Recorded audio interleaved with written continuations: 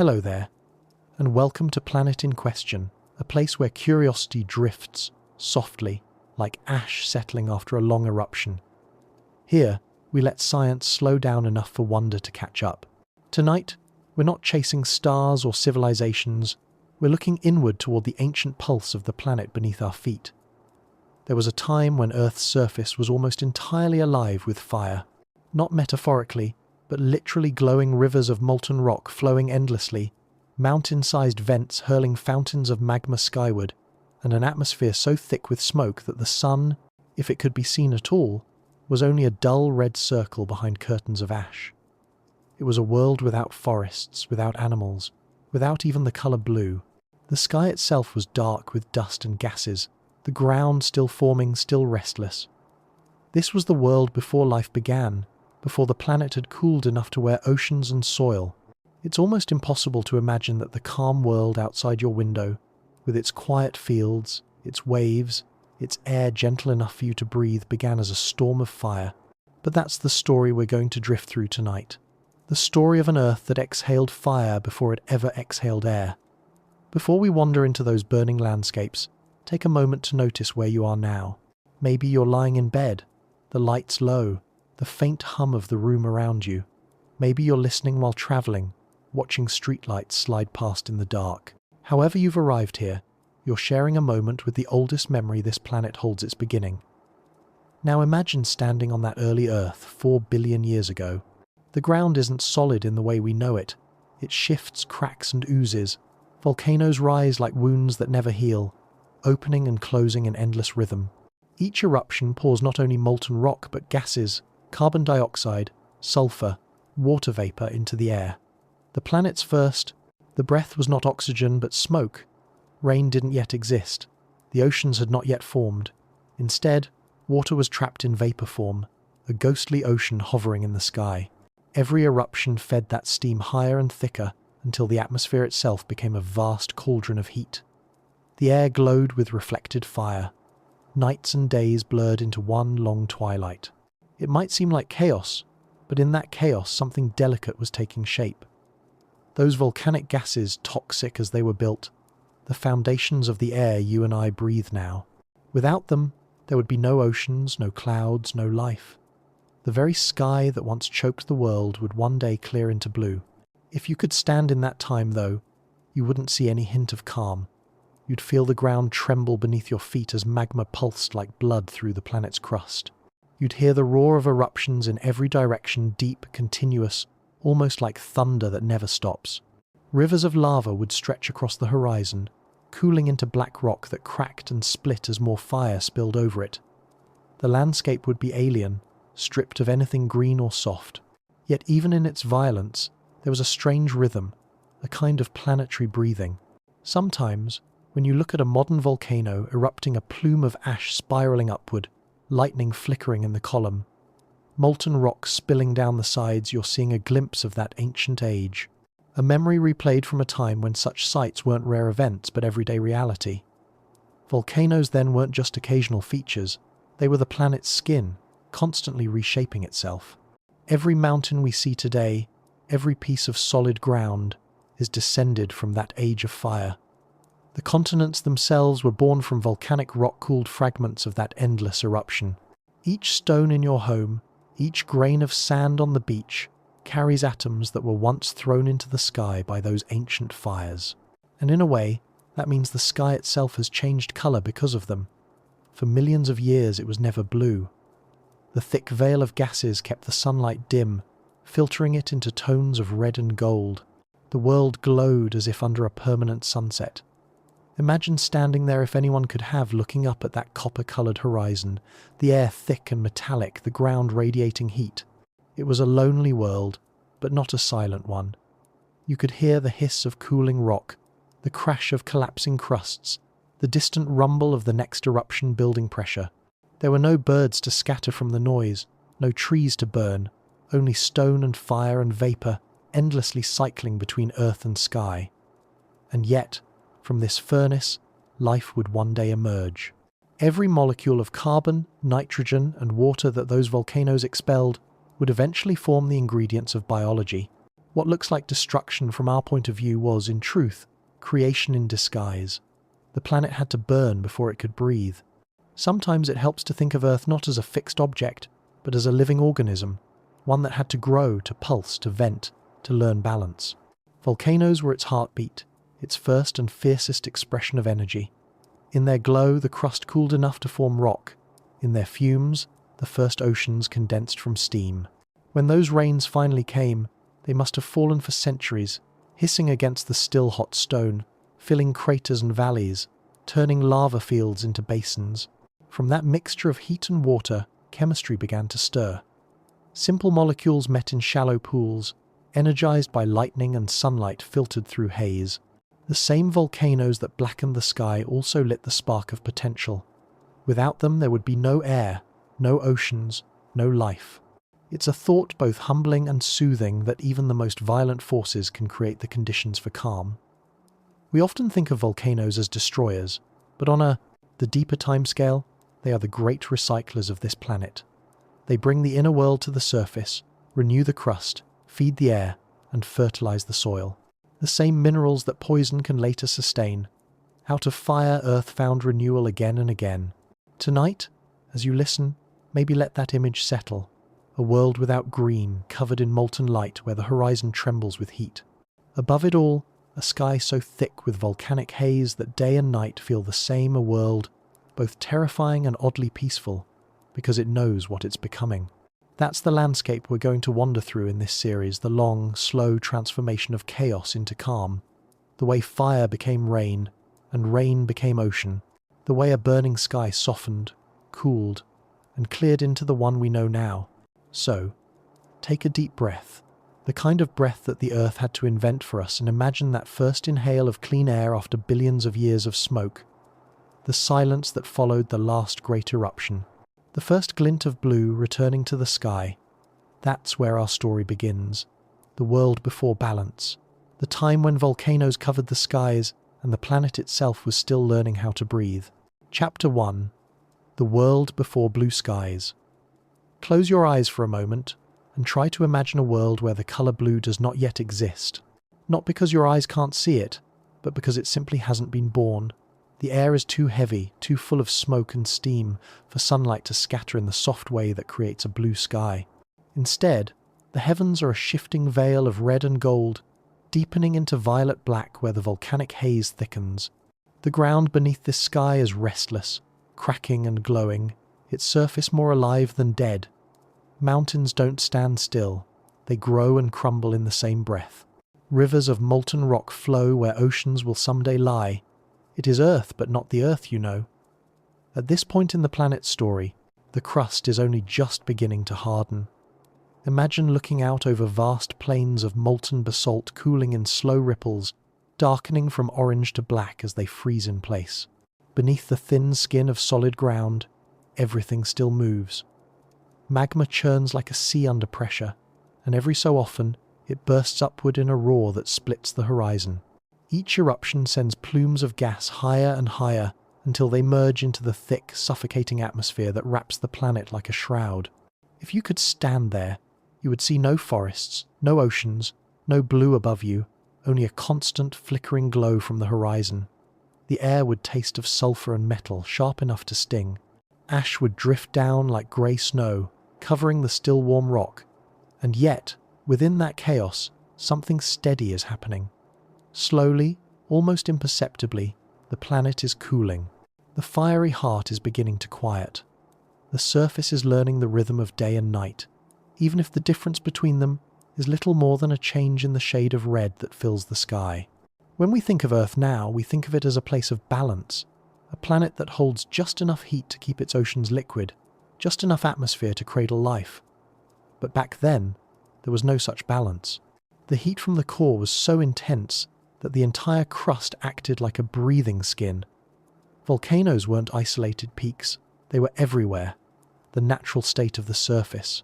The whole world was volcanic, a glowing molten landscape where every horizon pulsed with fire. This was a time before continents. The crust that would one day hold mountains and valleys was still thin and fractured. In some places, great plates of rock floated on magma, colliding and merging. In others, new land burst through the surface only to sink again. It was a planet constantly being born, over and over. Each eruption brought new materials to the surface. Iron, nickel, silicon, mixing in ways that would one day become the foundation for soil, for minerals, for the very elements that make up our bodies. The air above this fiery world was thick with volcanic gases, carbon dioxide, water vapor, ammonia, and sulfur dioxide. These were not the clear skies of today, but the choking breath of a newborn planet. Yet even this toxic atmosphere was essential. It trapped heat, keeping the planet warm enough for its crust to stay flexible, and within that balance of fire and vapor, the first steps towards stability began. The water vapor that rose from volcanoes would someday condense into rain, and that rain would fall for thousands of years, cooling the surface, carving channels through the rock, and gathering into the first oceans. But for now, it lingered as steam, a ghostly ocean suspended in the air. The world before blue skies was not a quiet place. The planet trembled constantly, and sound itself would have been different here. The air was dense, carrying every vibration like a drum beat. You could feel eruptions through your feet, through your bones. Lightning crackled through the ash clouds, each bolt illuminating the churning sky for a heartbeat before fading again into the orange gloom. Even the wind was alive with heat, sweeping waves of cinders across the glowing plains. And yet, amid all that noise, there were moments of strange peace. When an eruption paused, when the air momentarily cleared, you might see the horizon glowing faintly, where distant lava rivers flowed, like veins of light across a vast, dark heart. The land shimmered from the heat, mirages twisting the distance into moving shapes. In that distorted calm, the planet almost seemed to rest, breathing slowly through the vents that dotted its surface. It's hard to think of this place as home, but this is where home began. Every atom in your body, every drop of water you drink, every trace of oxygen you breathe, each one can trace its lineage back to this world of fire. The hydrogen and oxygen that now make up the seas once drifted through those volcanic clouds as steam. The carbon that builds our cells was first exhaled from the planet's molten core. Even the calcium in your bones began as minerals that cooled and solidified in ancient lava. The world before blue skies was not lifeless, not truly. Life had not yet begun, but the stage was being set. Deep beneath the crust, in pockets of heat and pressure, chemistry was stirring. Elements met and joined, broke apart and recombined, testing endless variations in the crucible of the planet's heat. To us, it seems chaotic, but in that chaos, rules were forming the rules of chemistry that would one day allow something new to happen. Replication, persistence, life. If you were to float above that young Earth and look down from space, you wouldn't see the pale blue dot we know so well. You'd see a dark, restless world veiled in storm clouds. The continents hadn't formed yet, so the surface would appear as a patchwork of glowing fissures, with orange and red streaks marking the paths of molten rivers. The poles would not yet be frozen. The entire planet was a slow-turning ember against the black of space. From that distance, it would look almost alive, pulsing faintly, breathing in steam and breathing out fire. Over millions of years, the violent rhythm began to slow. The atmosphere thickened further with volcanic gases, and as the planet cooled, the first great rains began. Imagine storms that lasted not hours, not days, but centuries, rained so heavy they could carve valleys into newly hardened rock. The hiss of water meeting molten lava would echo across continents still forming, and as those rains fell, the sky began to change. The haze of dust slowly thinned. The first reflections of sunlight began to scatter differently. The colour blue was still a long way off, but in the thinning air, the light began to soften. The red glow faded to amber, then to gold. The sun, once only a blurred circle behind clouds, began to shine a little clearer each day. The world before blue skies was learning how to become one that could hold them. Even now, fragments of that world remain. Every volcanic island, every fissure vent, every plume of smoke rising from the deep ocean floor is a whisper from that time. When you see a volcano erupt, you are watching the planet remember what it once was. You are watching a glimpse of its earliest self. And perhaps that's why such sights feel both terrifying and mesmerizing. They awaken something ancient in us, some buried memory of when the sky was made of fire, So as we continue this quiet journey, keep that image in your mind, the young earth wrapped in clouds of smoke, the ground glowing faintly beneath them, the first long rains beginning to fall. A planet not yet calm, but already becoming. A world before blue skies, waiting to cool, to breathe and to bloom. Chapter 2. A planet of fire and smoke. There are moments when we look at Earth today and call it peaceful. A planet covered in oceans, threaded with forests, washed clean by the cycles of rain. But deep beneath that calm surface, the memory of fire still beats. The world may look quiet, but it is only sleeping between breaths. The crust moves, the mantle churns. Volcanoes, even the dormant ones, remember. And there was a time when that memory was all there was, when peace was impossible because the entire planet was exhaling flame. That was the time of the fire world, when volcanoes didn't rise as isolated peaks but sprawled across every horizon. Imagine standing anywhere on that ancient Earth, and every direction you look glows faintly red. The air trembles with heat, the horizon flickers with moving light, as if the ground itself were alive. Ash falls continuously, not in violent bursts but like a constant grey snow, soft yet suffocating. When the wind shifts, it carries the smell of sulphur and the faint metallic tang of vaporized rock. Even though there is no life yet, the air feels heavy, like something is about to begin. During this era, the Earth's crust was thin and fragile. Magma pushed through it easily, breaking through in fountains of molten stone that could stretch for miles. These weren't the tidy volcanic cones we see now. They were open wounds, calderas stretching across whole regions, pouring lava endlessly until it pooled and hardened into vast basalt plains. Some of those plains still exist today, frozen relics of those early fires layered beneath the continents, hidden under eons of newer rock. The sky was thick with smoke and steam. From space, the planet would have looked like a dim, glowing sphere wrapped in swirling bands of grey. Light from the sun struggled to reach the surface, filtered through layers of ash. What little sunlight did make it through scattered against volcanic gases, tinting the world in strange colours: amber, crimson and deep rust. There were no stars visible at night, no moonlight to soften the darkness, only the dull reflection of molten rivers winding through the plains. In that suffocating atmosphere, carbon dioxide and water vapour mingled with traces of ammonia and methane, creating a greenhouse effect so strong that the surface boiled in places. But this was not destruction, it was transformation. The same gases that trapped heat would one day feed oceans and air. Every eruption brought more water to the sky, released from minerals deep within the mantle. Each breath of the planet carried the ingredients of the world to come. It's strange to think of volcanoes as creative forces, but they are. They build as much as they destroy. The lava that poured from the earth cooled into rock, forming the first stable crust. When pressure built too high and the crust cracked again, those rocks were swallowed, melted, and remade.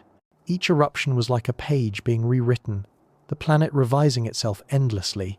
Over time, that cycle: fire, cooling, collapse, and renewal taught Earth how to survive. The heat of those eruptions shaped everything. The early atmosphere, though harsh, was dense enough to slow the escape of gases into space. The planet was wrapped in its own exhalations.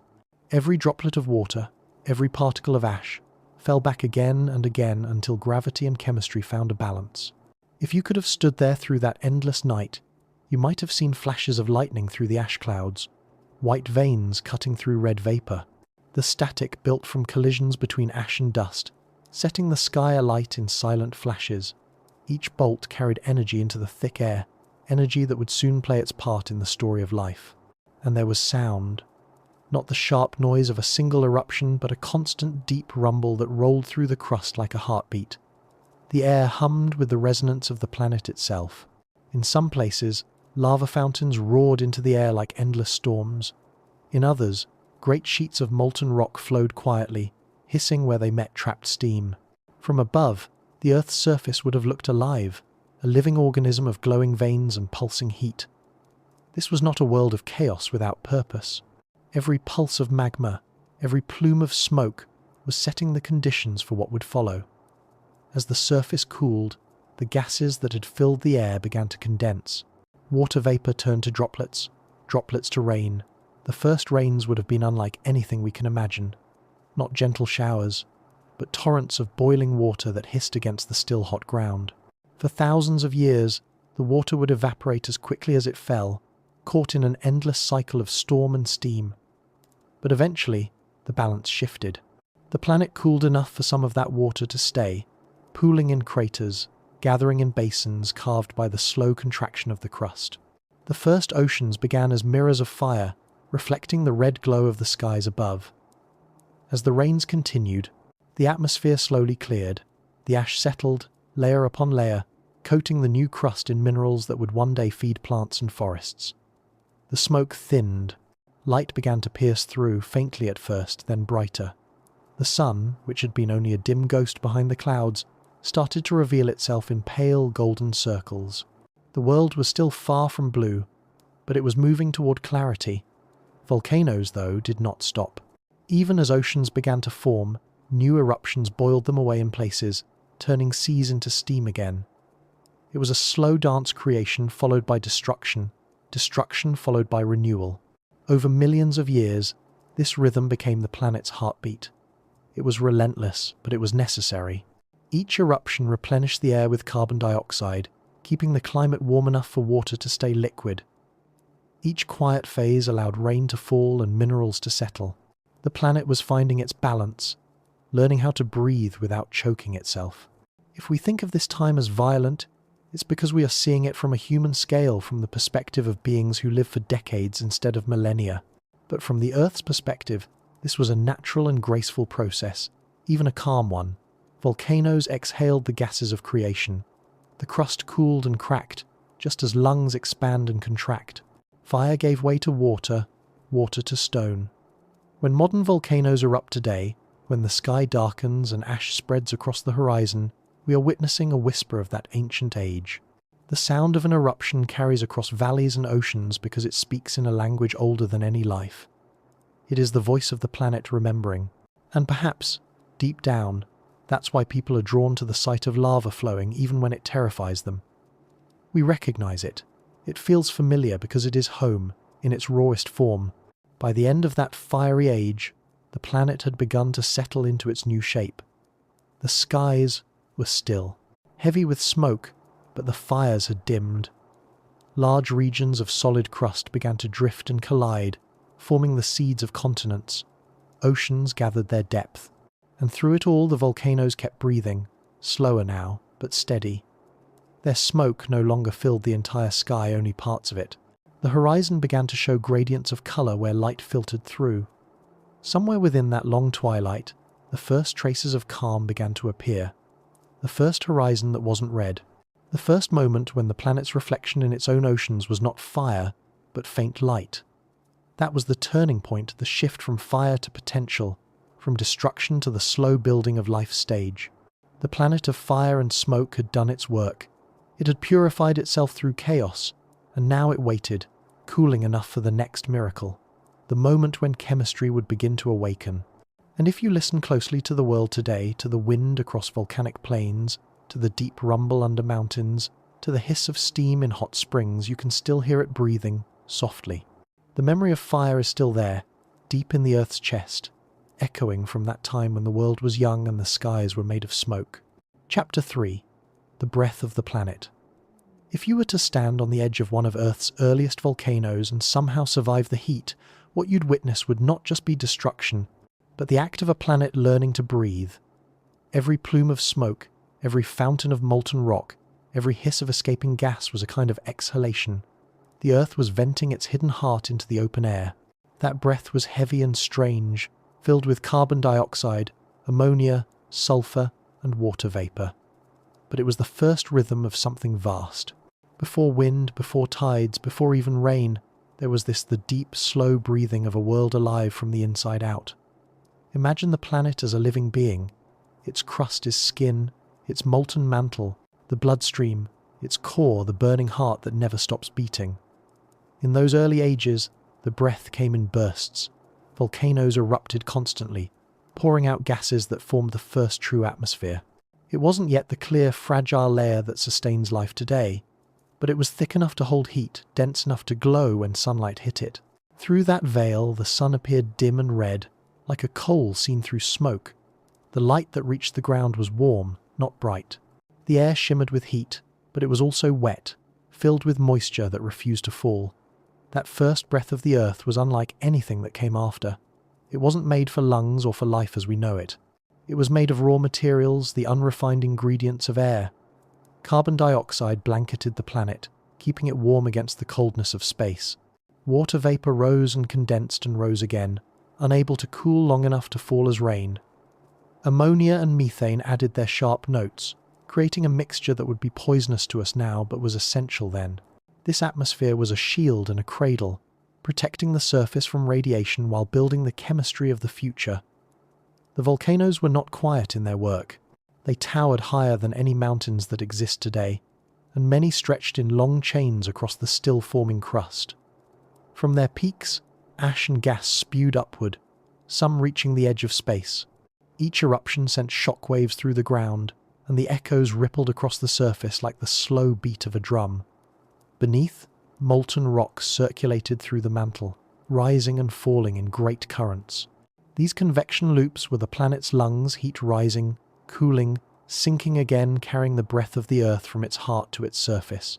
Even now, billions of years later, that same process continues. The ground beneath your feet is not as solid as it feels. It moves in the slowest way imaginable, drifting a few centimeters a year. As the mantle beneath it flows, that motion, the plates of the crust gliding, colliding, separating, is the same rhythm that began in the time of endless volcanoes. The Earth has always been restless. Its breath never stopped. It only slowed, softened, found new ways to express itself. In that fiery era, the atmosphere thickened until it wrapped the planet in a cocoon. The sky was dense enough to trap light and warmth, and even the faintest breeze carried heat like a living current. If you could have stood there, you would feel the air pressing against your skin, humid and hot, carrying the faint metallic scent of minerals. Above, clouds of ash swirled endlessly, blotting out stars, reshaping themselves in patterns no human eye has ever seen. The world was not silent, it roared, hissed, and groaned. But beneath the noise, there was a kind of rhythm, a steady pulse that hinted at the order hiding inside the chaos. The Earth was exhaling what it had held inside since its birth. When the planet first formed, it trapped water and gas deep within its minerals. Over time, volcanic eruptions released them, turning rock into air, stone into sky. You could think of the early atmosphere as the memory of the deep interior. What the Earth once held secret, it was now sharing with space. This exchange between what's within and what's above is the essence of planetary breathing. It's a cycle that still defines life today, even if we no longer hear it in the same way. Each breath of gas from a volcano changed the world a little. Carbon dioxide thickened the air, building the greenhouse that kept oceans from freezing when the sun was still dim. Water vapor cooled and condensed, shaping the first clouds. When the rains finally came, they fell with such intensity that they carved the land into new forms. Each droplet hissed into steam as it touched hot stone, rising again, falling again, sculpting valleys and plains that would one day hold rivers. Through repetition, through endless cycles of eruption and rain, the planet slowly shifted from chaos to balance. In time, the atmosphere began to clear. The dense haze of soot and ash that had hidden the sun started to thin, replaced by the softer opacity of clouds. The first glimpses of blue light might have appeared then not true blue skies, but flashes where sunlight scattered through thinning gases.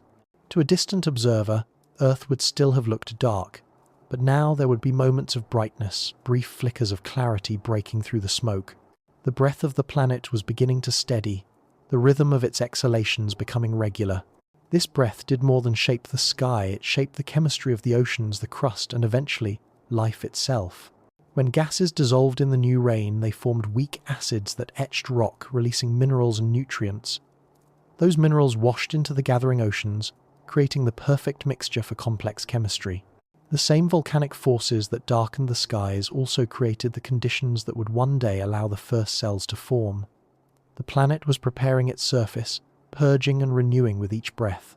It's humbling to realize that our own lives are built upon that same rhythm.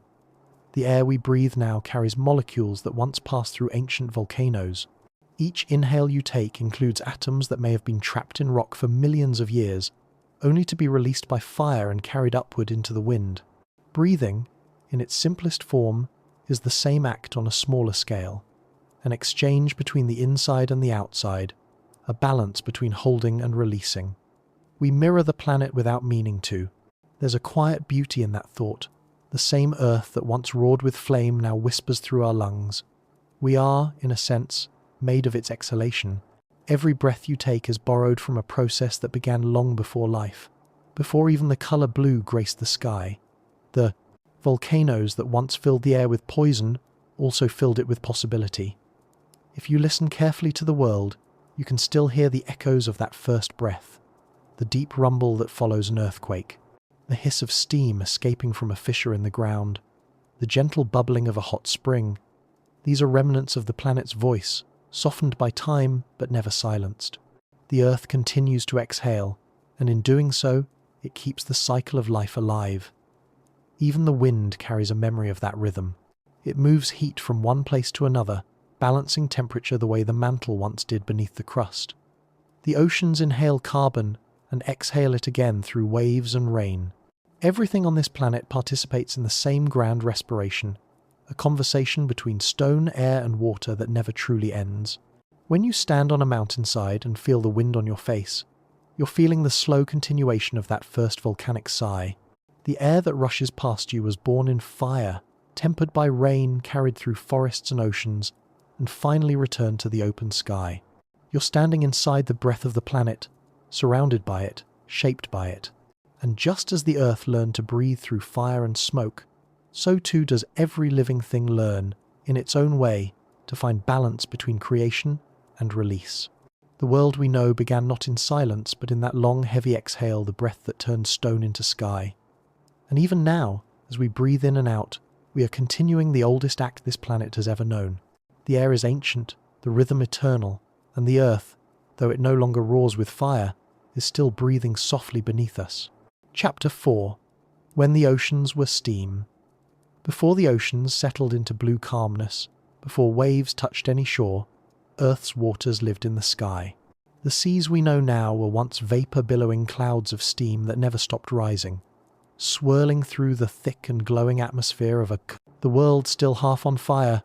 It was a planet that exhaled moisture as quickly as it formed it. Every eruption sent new clouds boiling upward, each one born from the heat of the Earth's molten veins. The air shimmered with it, dense and heavy, a world enclosed by its own breath. If you could have stood there, if somehow your body could survive the heat, you would not see oceans or rivers, or even rain that reached the ground. You would see steam, endless, moving, alive. It gathered in rolling banks across the horizon, twisting into colossal storms that flashed with lightning through the haze. Beneath them, the ground hissed and smoked, covered in fields of half-cooled lava that still glowed faintly beneath their crust. Drops of water that fell from the sky would sizzle into nothing on contact, rejoining the vapour as if the planet were unwilling to let go. It was too hot for rain, too young for calm, and yet, every particle of water we know today was already there waiting for its time to fall. The oceans were forming, just not where we expected them to. They lived in the air first, suspended as invisible tides. Over millions of years, volcanic activity released water vapour trapped deep inside the planet's mantle. Each eruption added to the blanket of steam, thickening the atmosphere until sunlight struggled to reach the surface. The sky became a mirror for the molten ground below, glowing with the reflected red of firelight. From space, Earth would have appeared like a dim lantern, its edges blurred by haze. There was no blue yet, no white clouds or dark seas, just a sphere of light wrapped in its own storm. But even in that heat, something was changing. As the planet slowly cooled, the atmosphere began to shift. The steam thickened, condensed in the highest layers, and started to fall in droplets. Tiny at first, fragile, immediately turned to vapour again when they reached the ground. But cooling continued, however gradually. Every moment that passed, the crust thickened, the heat beneath the surface receded by an almost imperceptible fraction. Each degree of cooling brought Earth closer to the threshold where water could survive in liquid form. Imagine the first rainfall that didn't vanish. It might have been small, a few drops that reached a patch of dark stone cool enough to let them linger for a heartbeat before disappearing into the cracks. But it was a beginning. Over time, those moments stretched longer. Drops became streams, streams became floods. Eventually, entire sections of sky collapsed in storms that lasted centuries. When the air could finally hold back its heat, it released its water all at once, and the planet drowned in its own creation. Those rains must have been like nothing we've ever seen. The sound alone would have filled the world, a constant roar of water meeting stone, hissing against hot surfaces, turning rock to mud, lava to brittle glass. Steam rose everywhere, blurring the line between sky and ground until they became one. There was no horizon, no separation between above and below, only motion and light. And out of that motion, oceans began to form. The water gathered wherever the crust dipped. Ancient impact basins, valleys carved by pressure, and the wide depressions between new continental fragments became the first seas. They were shallow, boiling, and restless. Minerals from the newly cooled rock leached into them, tinting the water in hues of green and brown. In their depths, chemistry began to stir. The simple reactions between minerals and gases, the earliest whispers of what might one day become life. To imagine this world is to think of extremes, heat and cold, chaos and calm interlaced. The surface of the oceans must have steamed like breath on a mirror, releasing clouds back into the air even as rain continued to fall. Lightning flashed constantly, igniting brief fires where gases pooled near volcanic vents. The rain never truly stopped, it only changed its rhythm. It was dur, as though the planet was testing the idea of water, unsure how much of it to keep, how much to release. Over time, equilibrium arrived. The rain still fell, but now it could rest. Oceans filled the basins, and the temperature of the atmosphere settled into something stable enough to hold them there. The steam began to clear, and the once red light of the sun turned gold, then pale. The sky opened for the first time. Clouds that had once been indistinguishable from the rest of the air became distinct shapes white against grey. The haze thinned enough for colour to appear, faintly, tentatively. The first blue light touched the surface of the planet.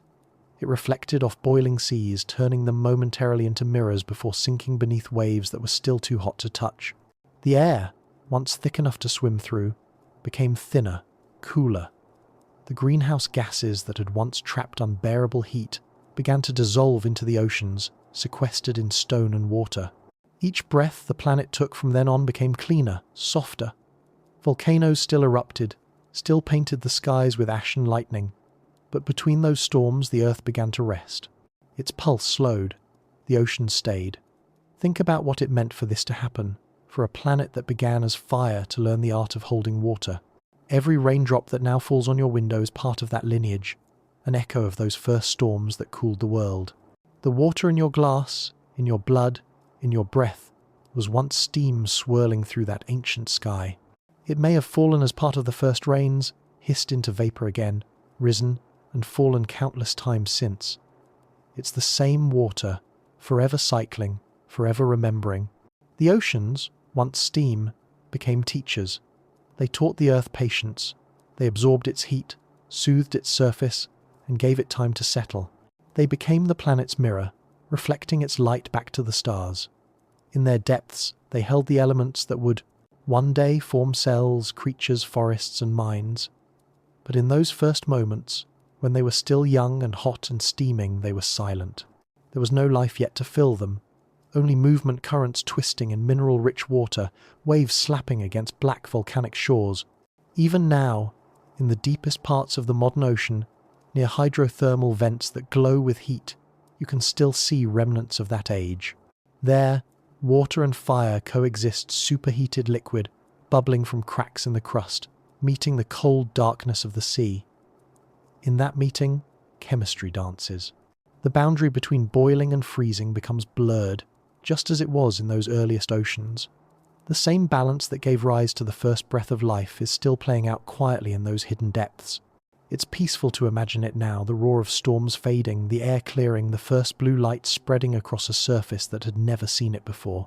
The earth, wrapped for so long in fire and vapour, finally exhaled.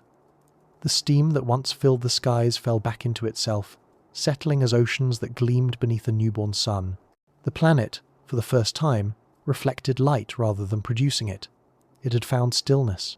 And so, When you look at the horizon today and see the meeting of sea and sky, you're looking at the oldest reconciliation there is, the moment when fire gave way to water, when the steam that once cloaked the world learned how to rest as oceans. The air you breathe carries traces of those vapours. The rain you feel is their descendant. The rhythm of the tides, the clouds drifting above, the calm and the storm, all of it was written in that time when the oceans were not yet oceans, but a dream of water floating in the air. Chapter 5. Skies Without Sunlight. There was a time, long before forests and cities and even the colour blue, when the sky itself was a place of shadow. It wasn't night exactly, because day and night had not yet learned to separate cleanly, but it wasn't light either. The young sun hung somewhere above, unseen behind the heavy breath of the planet, its rays caught and scattered by layers of ash, soot and steam. The Earth's air was a veil, dense and luminous in strange ways, glowing softly from within but never bright. The world beneath it lived in a dim twilight that never lifted. It was a sky without sunlight, and yet it pulsed with its own kind of life. Imagine standing on the rim of one of those early continents, really just large rafts of crust floating on molten seas beneath. Around you the air moves in slow, heavy waves, thick enough to almost feel. Above, clouds of ash drift like smoke from an eternal fire, their edges illuminated by a dull red hue that seems to come from nowhere. Sometimes, lightning arcs silently through the haze, illuminating the world for a second. A flash that reveals outlines of jagged rock and rivers of cooling lava before fading again into the gloom.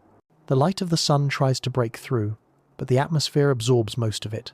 Sunlight, as we know it, doesn't exist yet. What reaches the surface is red and gold, the shorter blue wavelengths scattered away by dust and soot. The whole world is painted in deep amber tones, like an endless sunset that never brightens, never fades. Shadows barely form because the light is so diffuse.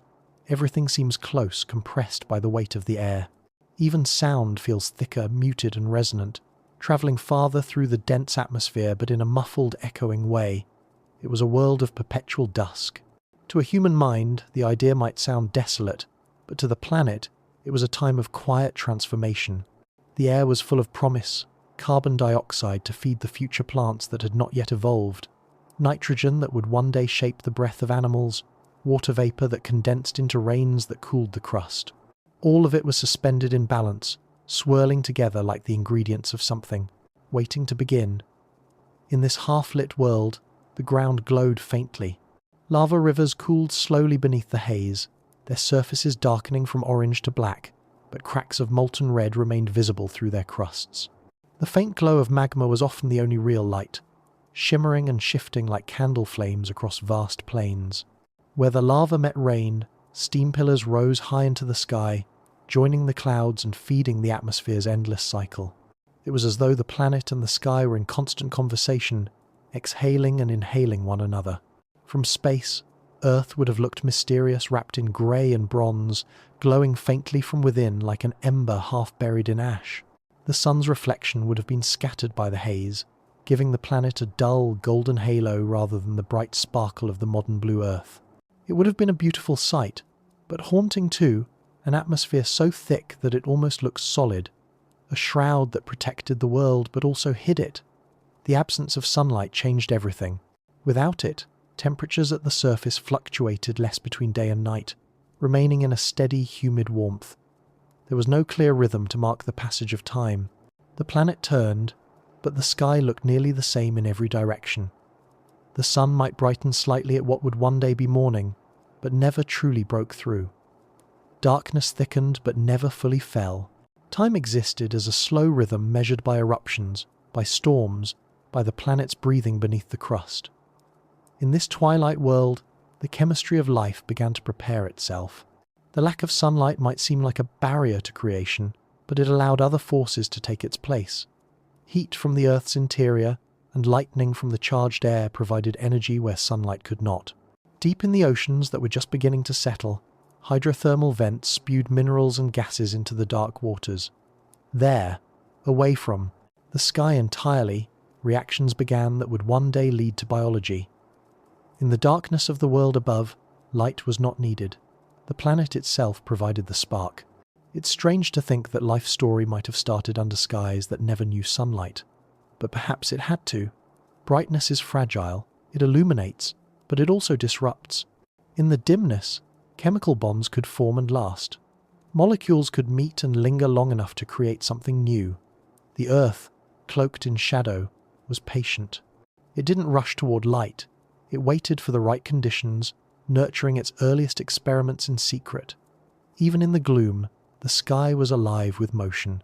Winds howled across the surface, moving heat and ash between hemispheres. Thunder rolled endlessly, echoing through the dense air like the sound of a living heartbeat. Storms could circle the planet for centuries without breaking. From below, they looked like walls of moving vapor, glowing faintly from the heat of the ground below. And when lightning flashed within them, for a heartbeat the whole sky became visible. A vast, layered ocean of clouds that stretched farther than any mountain could reach. Every drop of water in those storms carried the memory of fire. The steam that filled the atmosphere came from deep within the earth, released through volcanic vents and fissures. It rose, cooled, condensed, and fell again, each time changing the surface a little more. Rain smoothed the rough edges of rock, turning sharp glassy lava into soft basalt. Rivers began to etch faint paths through the still-forming crust. The constant darkness made these changes slow and hidden, but not still. Beneath the surface, the planet was sculpting itself. There is a calm in imagining that world, a planet wrapped in its own breath, glowing softly beneath skies that never cleared. The absence of sunlight wasn't absence at all. It was protection. The heavy clouds shielded the surface from the harsh radiation of the young sun, allowing the chemistry of the oceans to proceed without destruction. It was a kind of cosmic incubation, a long night before dawn, where the world could dream itself into balance. Eventually the balance began to shift. The eruptions that had once filled the sky with ash grew less frequent. The crust thickened, sealing away some of the planet's internal fire. The rains washed particles out of the atmosphere, clearing it grain by grain, and somewhere, for the first time, sunlight touched the surface without being scattered or absorbed. It must have been a brief, trembling moment, a beam of gold breaking through grey, illuminating a world that had never seen such brightness. The steam above the seas glowed, and the surface shone like glass. The planet, for the first time, saw its own reflection. That moment didn't end the darkness, it only began to change it.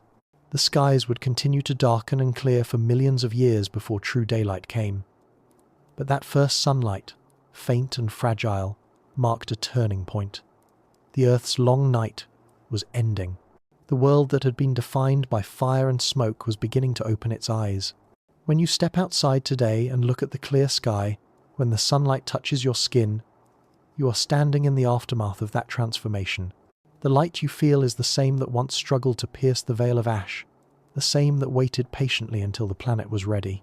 The blue sky you see is the Earth's gift to itself, a memory of the moment it learned to let light in. And somewhere deep inside, beneath layers of calm oceans and quiet soil, the planet still remembers what it felt like to live without sunlight. It remembers the warmth that came from within, the storms that never ended, and the silence that waited beneath the thunder. The memory lingers in every volcano, every dark cloud that drifts across the modern sky, whispering of a time when the world was its own source of light. Chapter 6. The Sound of a Young Planet. If you could listen to the Earth 4 billion years ago, before forests softened its surface and oceans calmed its heartbeat, you wouldn't hear silence. You would hear sound as pure energy, deep, continuous, and without pause. The Earth was still young, still restless, still learning the rhythm of its own existence. Its voice came from everywhere at once, rising from the molten heart below and echoing through the heavy air above. There was no quiet wind yet, no birds, no rustle of leaves, no sound shaped by life, only the vast, raw music of a planet alive. Imagine standing there, though no human could have. The air is thick and heavy, vibrating with low thunder that never ends. The ground trembles beneath your feet, shivering as magma moves in great unseen rivers below. You feel it more than you hear it, waves of motion that rise through the rock and into your bones. Every few moments, a deeper rumble rolls across the horizon, marking a distant eruption. It is a world speaking in a language of force. The young planet's voice wasn't made of sudden noises, but of layers. The first layer was the deep bass of tectonic motion, the slow grinding of newly forming plates, the bending and breaking of the crust as it cooled. Each fracture released sound that would have echoed for miles through the dense, moist air. The second layer was the hiss of heat escaping through vents and fissures, thousands of tiny exhalations merging into one continuous whisper. And above all of it came the thunder of volcanoes, huge rhythmic bursts that acted like a drummer keeping time for the rest of the world. The atmosphere itself amplified every sound. It was denser than ours, its molecules packed closely together, carrying vibrations far more efficiently. A single eruption could have been heard halfway around the globe, its energy bending around mountains and seas that were still being born. Even the smallest movements, the fall of ash, the crack of cooling lava would resonate, humming through the air like the low note of an unseen instrument. There were quiet sounds too, though they were never truly silent. The gentle crackle of lava cooling into stone, the pop of gas bubbles escaping through molten rock, the soft rhythm of rain meeting heat and turning to steam. If you listened closely, you could hear patterns forming, sounds repeating in cycles, like breathing, like a pulse. The planet was already beginning to find balance through rhythm. When lightning arced through the thick clouds, it didn't just flash, it sang. The air, dense with vapor and charged particles, transformed each bolt into a rolling boom that could shake the ground. Thunder wasn't just noise. It was a vibration that passed through rock and air alike, merging the two into one shared resonance. Storms would form and circle endlessly, their electric voices blending with the roar of volcanoes until it was impossible to tell where one ended and the other began. And then there was the sound of the rain itself. The first true rainfall, when it came, must have been deafening. Drops the size of pebbles fell into pools of molten rock, hissing and exploding into steam. The surface of the world was alive with the song of water meeting fire, each collision a brief, sharp note in the endless composition of creation. The sound would have echoed across valleys and basins, filling the air with a mist that glowed faintly under the dim light of the hidden Sunday. It's strange to imagine sound in a world without ears, but the vibrations were real. They shaped the land, the atmosphere, even the oceans that were beginning to form. Every eruption sent shockwaves through the crust, fracturing it in new ways. Every storm pounded the ground, carrying minerals and dust that would later become the seeds of soil. Sound was not decoration, it was structure. It was how the young Earth organized itself. In some ways, the Earth's voice has never gone silent. We just stopped hearing it in the same way.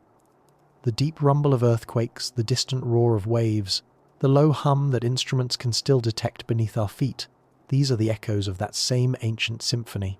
The planet still vibrates constantly. Scientists call it microseismic noise, a continuous trembling that runs through the crust. If you could convert it into sound, it would be a low, soothing hum, a lullaby from the planet to itself. Back then, that hum was stronger, more chaotic, but also more alive. The young planet had no life to witness it, and yet it played endlessly, as though rehearsing for the future.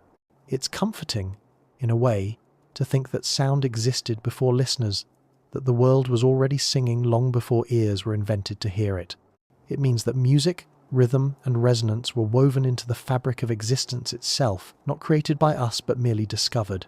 Close your eyes and try to imagine it again. Not the violent roar of destruction, but the deeper sound beneath it, the one that continued no matter what changed. It would feel like standing inside a drum the size of a planet, the surface vibrating softly around you. The tremors wouldn't frighten you, they would steady you, like a heartbeat you didn't realize was your own. The ground would rise and fall slightly with each pulse, and the air would carry that motion in waves, brushing against your skin in warm, rhythmic gusts. The young Earth's soundscape had texture. It was layered with distances, the deep hum of the mantle below, the nearer crackle of lava, the high hiss of vapor above. Each sound folded into the next until they became inseparable. Even silence was a kind of sound then, the faint ringing that followed an eruption, the momentary stillness when the wind paused before another storm began. There was no pure quiet, but there was balance and natural ebb and flow that made the chaos coherent. Over millions of years, as the atmosphere thinned and the crust cooled, the sounds began to soften. The thunder grew more distant, the eruptions less constant. Water began to take over as the main voice of the planet. The rush of tides, the the crash of rain on rock, the trickle of streams finding their way to the sea. The song changed, but it never stopped. The earth was evolving from a symphony of fire to one of water. Even today, if you listen deeply enough, you can still hear it. The low-frequency vibrations that pass through the ground are the same ones that shaped the earliest continents. They travel through the mantle like slow waves through a liquid ocean, carrying the memory of that first rhythm. Every time a volcano erupts, the planet takes a deep breath, exhaling sound that reminds us where we came from. To the young planet, sound was not separate from motion or heat. It was all one continuous expression. The Earth's voice wasn't trying to communicate. It simply existed. Yet it carried the blueprint for every future whisper, every heartbeat, every song. When life finally arrived and learned to listen, it was already joining a melody that had been playing since the beginning. So the next time you stand outside in the wind, close your eyes and listen not to the human-made noise around you, but to the faint hum beneath it, the deep quiet between gusts, the low vibration of the ground, the sound of the planet, old and patient, still breathing, still singing softly to itself. That's the same song that once filled the skies without sunlight, the same rhythm that thundered through the young Earth's molten veins. It has never truly stopped. It only learned to whisper. Chapter 7. The Great Cooling. There comes a point in every story of fire when the flames begin to fade, not because they have died, but because they have fulfilled their purpose. For Earth, that moment arrived slowly, like a long exhale drawn over millions of years. The planet that had once glowed with molten light began to cool. The roar of eruptions softened, and the rivers of lava hardened into continents. The air thinned, the steam settled into rain, and the thick haze that had hidden the sun for ages began to clear. This was the time of the Great Cooling, when Earth learned stillness after eons of heat. Imagine the world during that transformation. The skies were no longer completely shrouded, though streaks of smoke still hung in the air. The sun, faint and orange through the remaining haze, rose and set for the first time in true rhythm. The planet was beginning to know the difference between day and night. The ground, once glowing and fluid, had darkened into stone. Vast plains of cooled basalt stretched where magma had once flowed. Mountains formed not yet from tectonic collisions as they would later, but from ancient volcanoes that had finally gone quiet, their peaks black and glassy. The air itself was different. It carried a softness it had never known before. Water vapor condensed freely now, falling as rain that no longer hissed to nothing on contact. The temperature had dropped enough for that miracle to occur the moment when the sky could finally return its borrowed water to the ground. The rains did not stop for centuries. They filled valleys, carved channels, and formed the first true oceans. Steam still rose from those waters, but less each day. The Earth was cooling, and with every drop of temperature the planet changed in ways that would make life possible. It's easy to think of cooling as a kind of death, but for the planet, it was more like healing. The fever of creation was subsiding. The crust thickened, sealing away much of the magma that had once roared across the surface. The constant violence gave way to something gentler cycles of weather, tides, and erosion. The same forces that had once destroyed now began to shape. Lava turned to rock, rock broke down into sand, sand gathered into sediments that would later become new stone. Out of fire, the planet was learning the art of renewal. During the Great Cooling, the balance between fire and water began to stabilize. Volcanoes still dotted the surface, but their eruptions were less constant, their fury intermittent rather than endless. Between them stretched vast regions of calm, where new materials gathered and rested. Rainwater dissolved minerals from the freshly cooled rocks and carried them into the seas. Those minerals, iron, calcium, silica, colored the oceans green and grey. When lightning struck the surface, it met this mineral-rich water and created brief flashes of complex chemistry.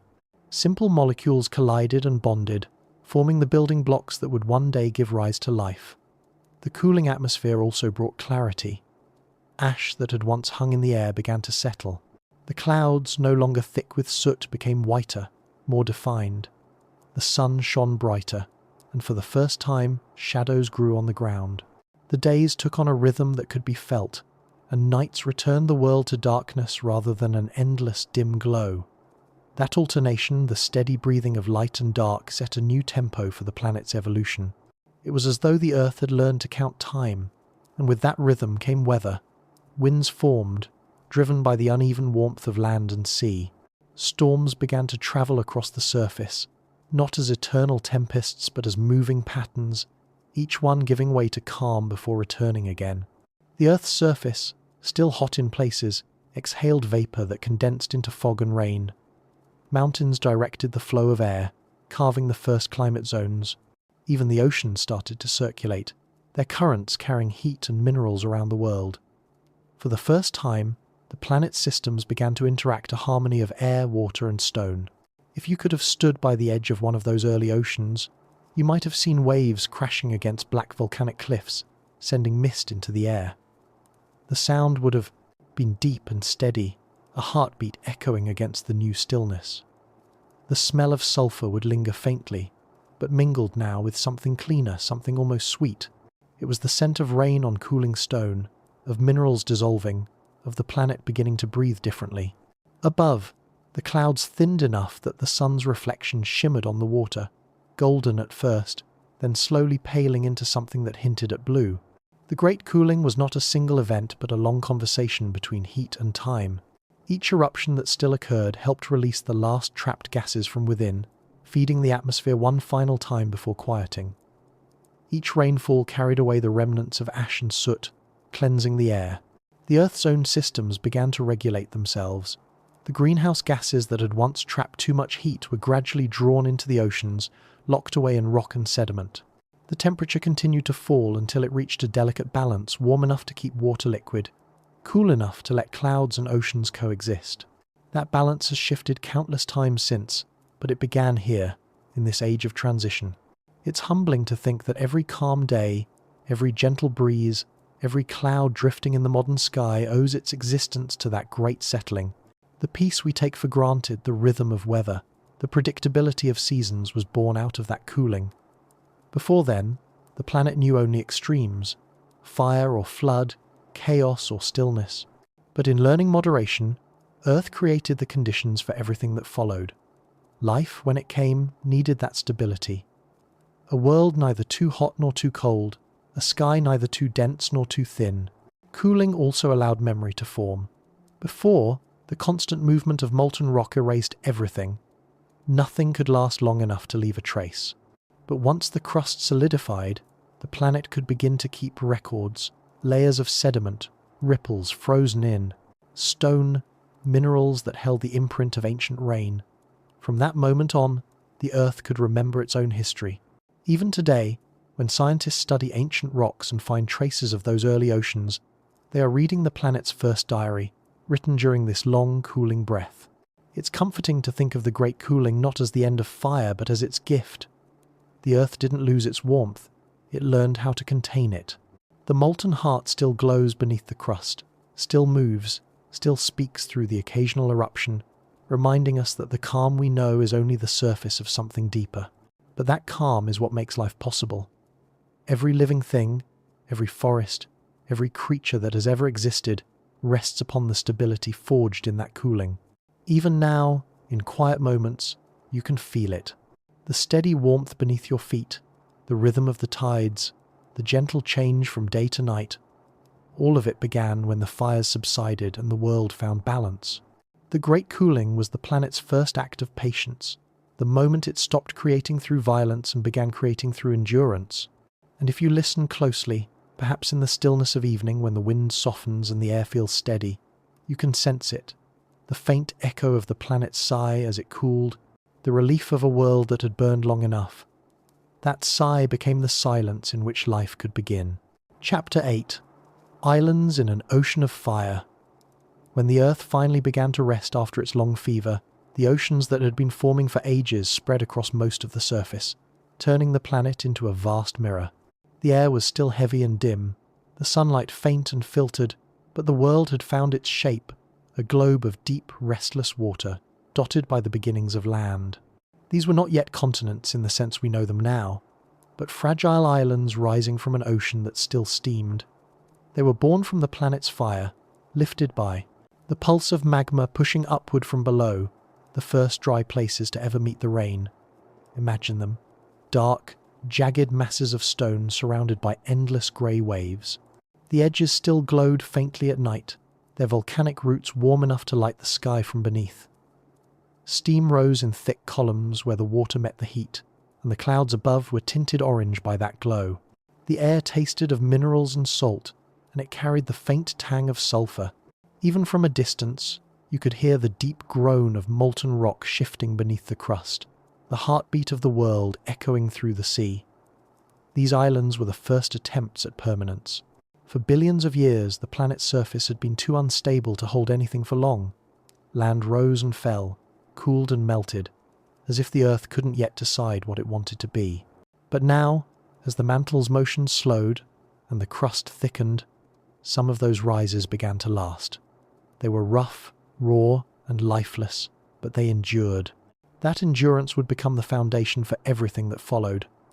The islands were made mostly of basalt, a dark volcanic rock that cooled quickly as it met the air.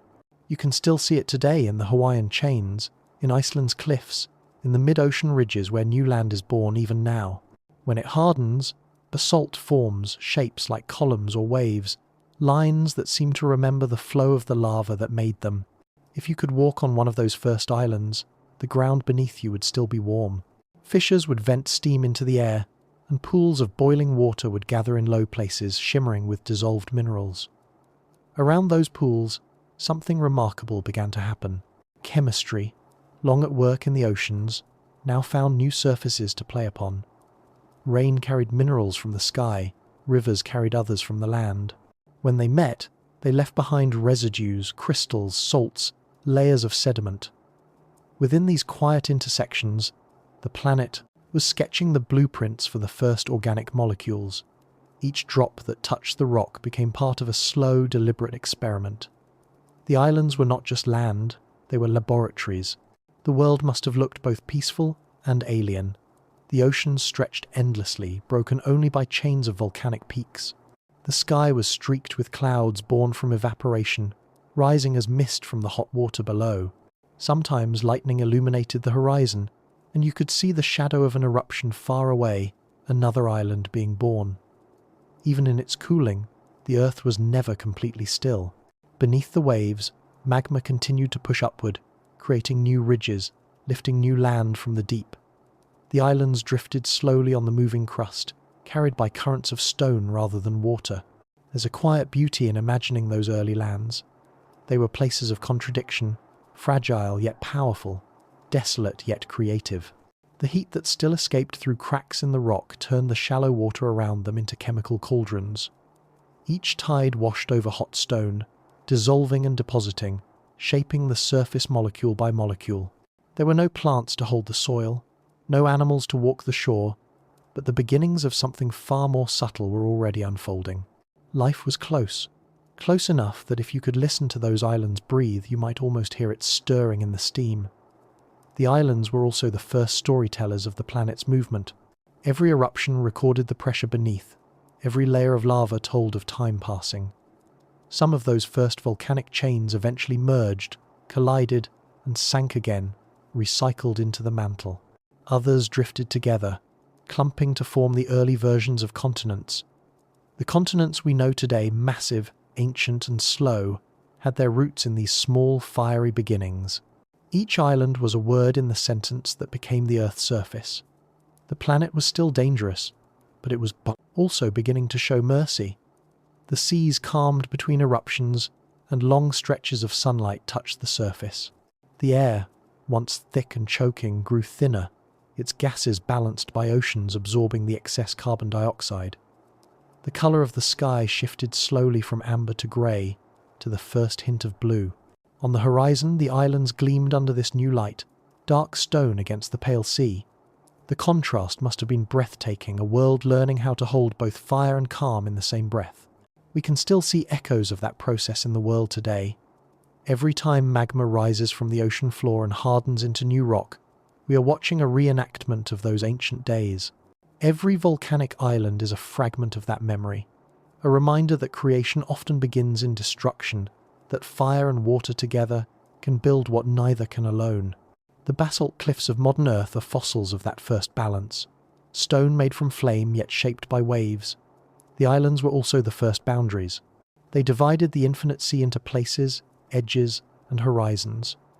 Before them, there had been only vastness. With them came direction, perspective, a sense that the world could have distinct faces, that not every view had to be endless. When life arrived later, it would find these boundaries essential. They would give it places to rest, to divide, to evolve. Without islands, there could be no shores, no ecosystems, no paths for migration. The smallest patch of dry land changed everything. And perhaps most poetically, the islands offered the earth its first reflection of itself. When the waves calmed for even a moment, the surface of the ocean mirrored those dark shapes, showing the planet what it had made. For the first time, Earth could see itself as more than chaos, as something with form and pattern. It's an image both simple and profound, an island glowing faintly in the dusk, its reflection trembling on the still water below, steam rising between the two, like a breath connecting them. The great cooling had given Earth stability, but these islands gave it identity. They were small, impermanent, constantly reshaped, but they were the seeds of continents, the first hints of permanence on a world that had known only change. Every mountain, every valley, every continent today is built from their remains. They were the first attempt of the planet to create solid memory, the first time it said, "Here something will stay." If you stood there at sunset on one of those islands, the air warm and thick with mist, the sea stretching endlessly in every direction, you might feel an overwhelming sense of quiet power. The ocean would glow faintly with the reflection of the molten earth beneath it, and the horizon would blur where water met sky. You would hear the hiss of steam rising from cracks in the ground, the deep groan of waves against stone, and the whisper of the wind, the first true wind moving across a cooling world.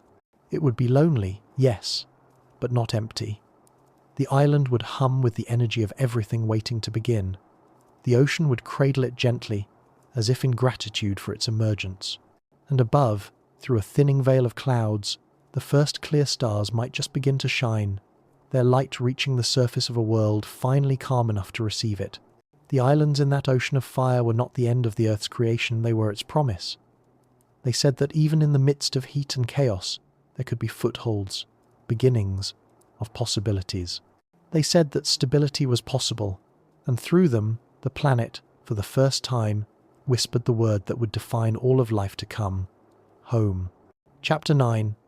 When the air turned poisonous. The earth that had cooled and settled into calmness did not stay peaceful for long.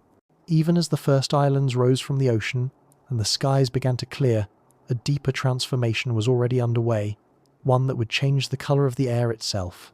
The world had grown quiet enough for chemistry to take over where fire had left off.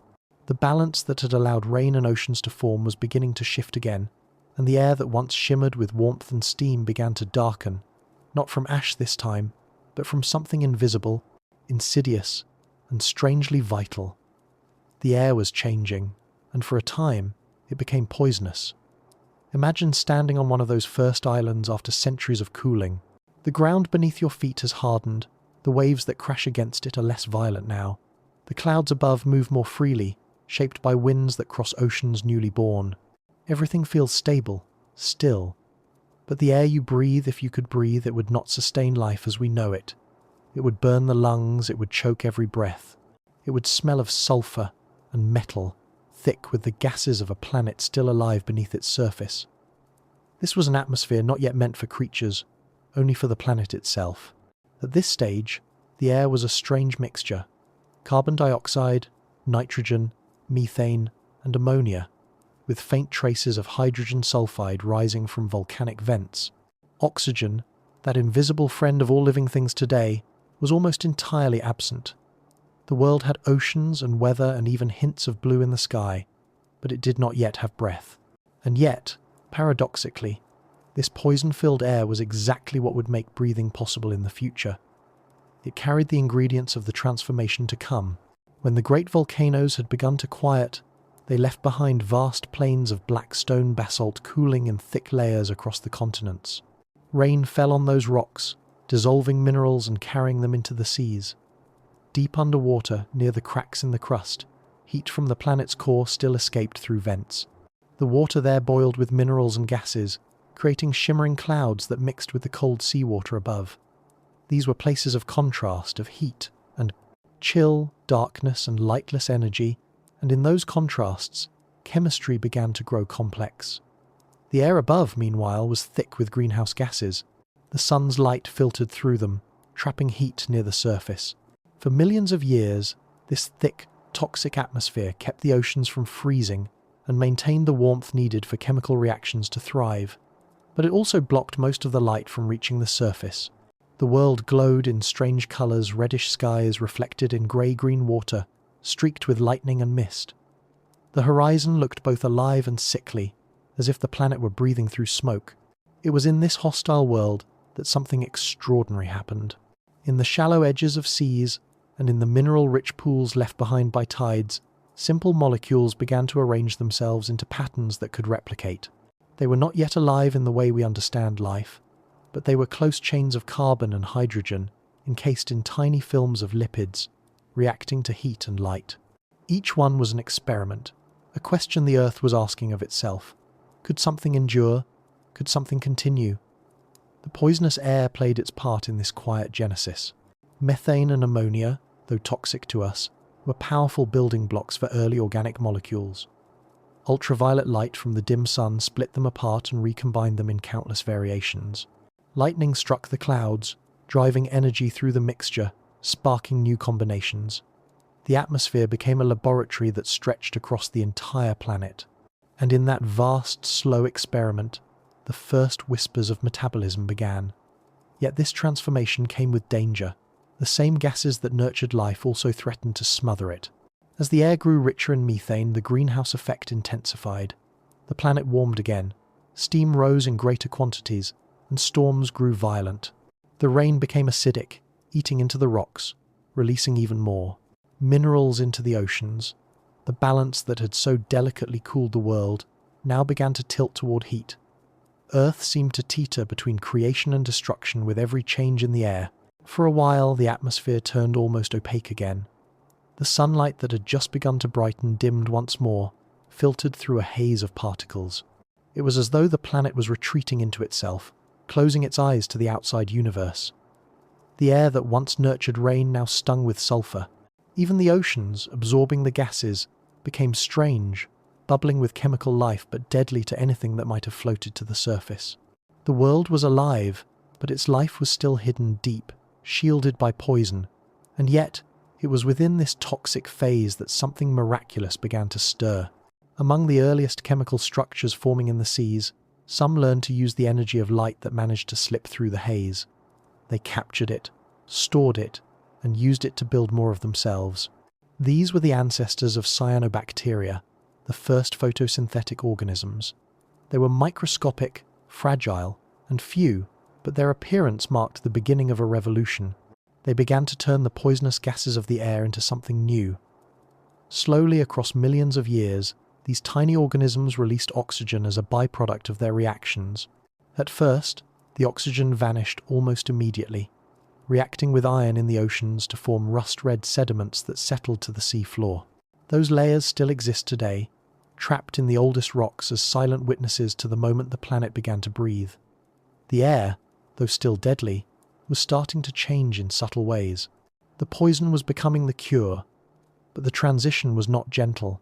As oxygen accumulated, it reacted with the methane in the atmosphere, reducing the greenhouse effect. The planet cooled dramatically, plunging into one of its first ice ages.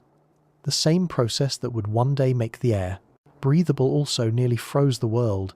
The skies cleared further, but the oceans chilled. The Earth seemed to hesitate again, unsure whether it was building or undoing itself. From that point onward, the air was never constant. It shifted between toxic and nurturing, hot and cold, thin and dense, as the planet searched for equilibrium.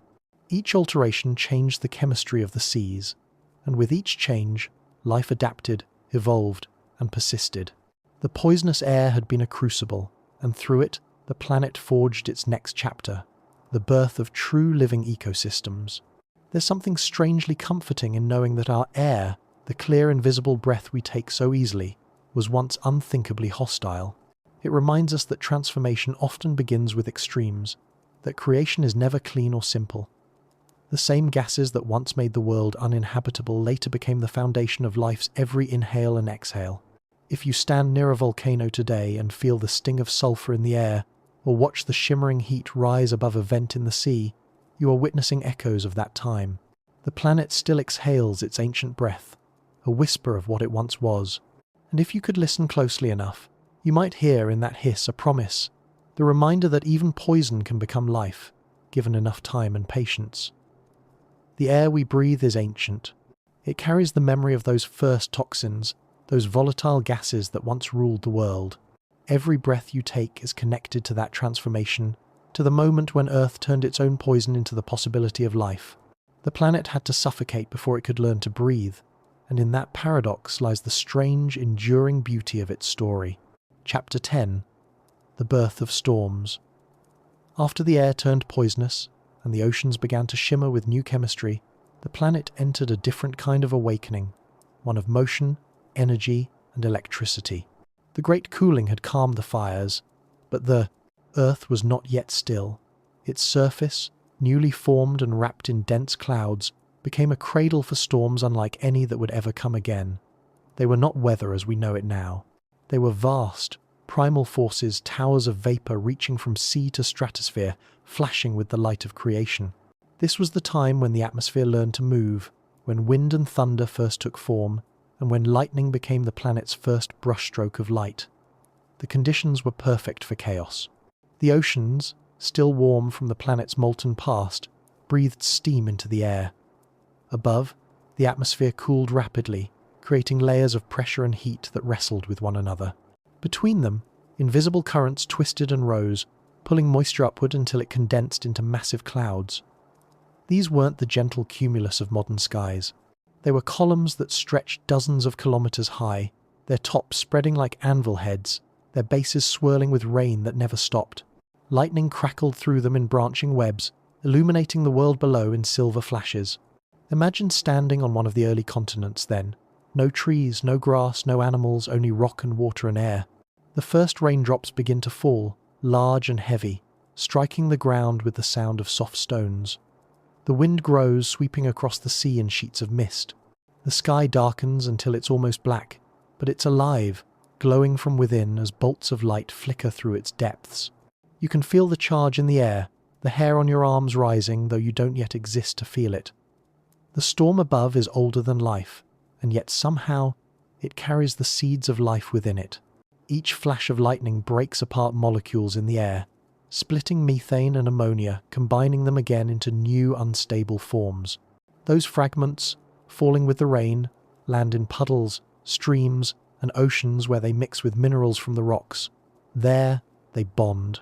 Again, forming more complex chains, amino acids, sugars, and simple organic compounds. Every strike of lightning is a spark of creation, and every storm carries millions of them. It's as if the planet is practicing for what will one day be life, testing its chemistry again and again under the supervision of thunder. These early storms were global. There were no mountain ranges to stop the wind, no continents large enough to divert the weather. The entire world was one ocean of vapor and heat. When a storm formed in one hemisphere, it would sweep around the planet in days, colliding with another born from a different sea. Where they met, lightning intensified, and the air became alive with sound.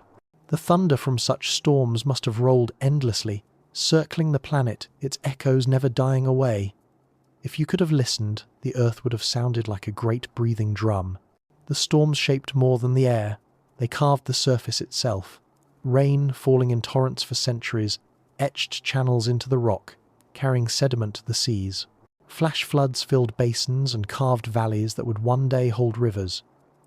Each droplet of water, guided by the storm's force, played a part in sculpting the landscape. In this way, weather became the planet's first artist, its brushstrokes drawn in wind and water rather than pigment or stone. Between the storms, the world would fall eerily quiet. The air, heavy with humidity, would hang still, the clouds glowing faintly with the reflected light of distant lightning. The surface steamed where rain met hot rock, and the scent of minerals rose with it. For a time, everything would seem peaceful. But that peace never lasted long. The planet's warmth, trapped by its dense atmosphere, would rise again, and the cycle would begin anew. Steam, clouds, lightning, rain. Each repetition refined the air, cooling it further, balancing gases that would one day sustain life. The storms were not random. They followed the rhythm that echoed the movement of the oceans and the slow breathing of the planet itself. They were the heartbeat of early Earth, the pulse of heat and energy that kept the world alive. Each one drew power from the planet's molten interior and returned it to the atmosphere in flashes of light and sound. In those flashes, hydrogen and nitrogen danced. Carbon and oxygen met and separated. What looks like destruction from above was creation below, invisible yet constant. At some point, these storms began to interact with life's first whispers. In the shallows, where lightning was most frequent, organic molecules gathered and combined in new ways. The energy from storms became the engine for evolution, before evolution even had a name. When we speak of the spark of life, it isn't just a metaphor, it was literal. Lightning's charge striking the seas again and again provided the power that transformed chemistry into biology. The planet's fury was also its generosity. Even after life began to emerge, the storms never ceased.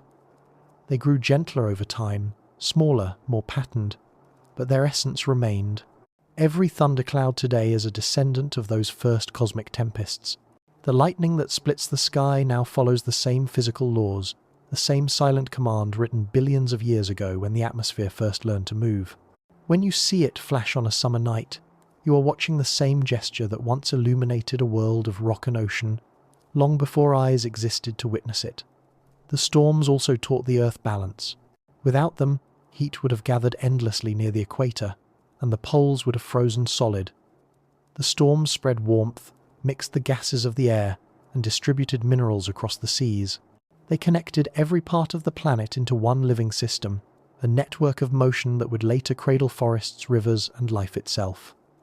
Through violence, the Earth created harmony. To imagine this world fully, picture a horizon that never stays still. Clouds roll like mountains, their edges glowing from within. Lightning branches across the sky in silence before the thunder arrives, rolling low and steady. The sea below boils where rain falls, sending up more steam to feed the clouds again. The air hums with energy, the ground shivers slightly beneath the rhythm of thunder. Everything is alive, though nothing yet breathes.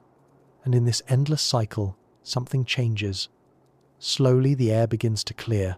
Each storm leaves the atmosphere a little cleaner, a little less heavy with soot and gas. The rain scrubs the sky, washing poisons into the sea, where they dissolve and become part of new chemistry.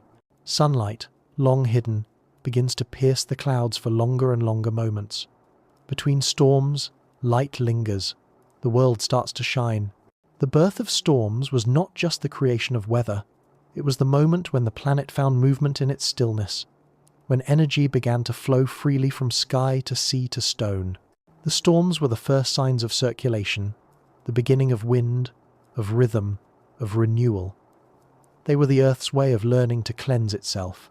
Even now, billions of years later, we still live by their rhythm. Every gust of wind, every rumble of thunder carries within it a memory of those ancient tempests. The same electric breath that sparked life still dances between clouds today. The same rains that once carved the first rivers still fall across the world. The storms never truly ended. They only softened, adapting to a quieter planet. If you ever find yourself standing beneath a thunderstorm, watching lightning scatter across the sky, let yourself feel the age of it. The sound, the light, the rhythm, it's older than any mountain, older than the moon's reflection on the sea.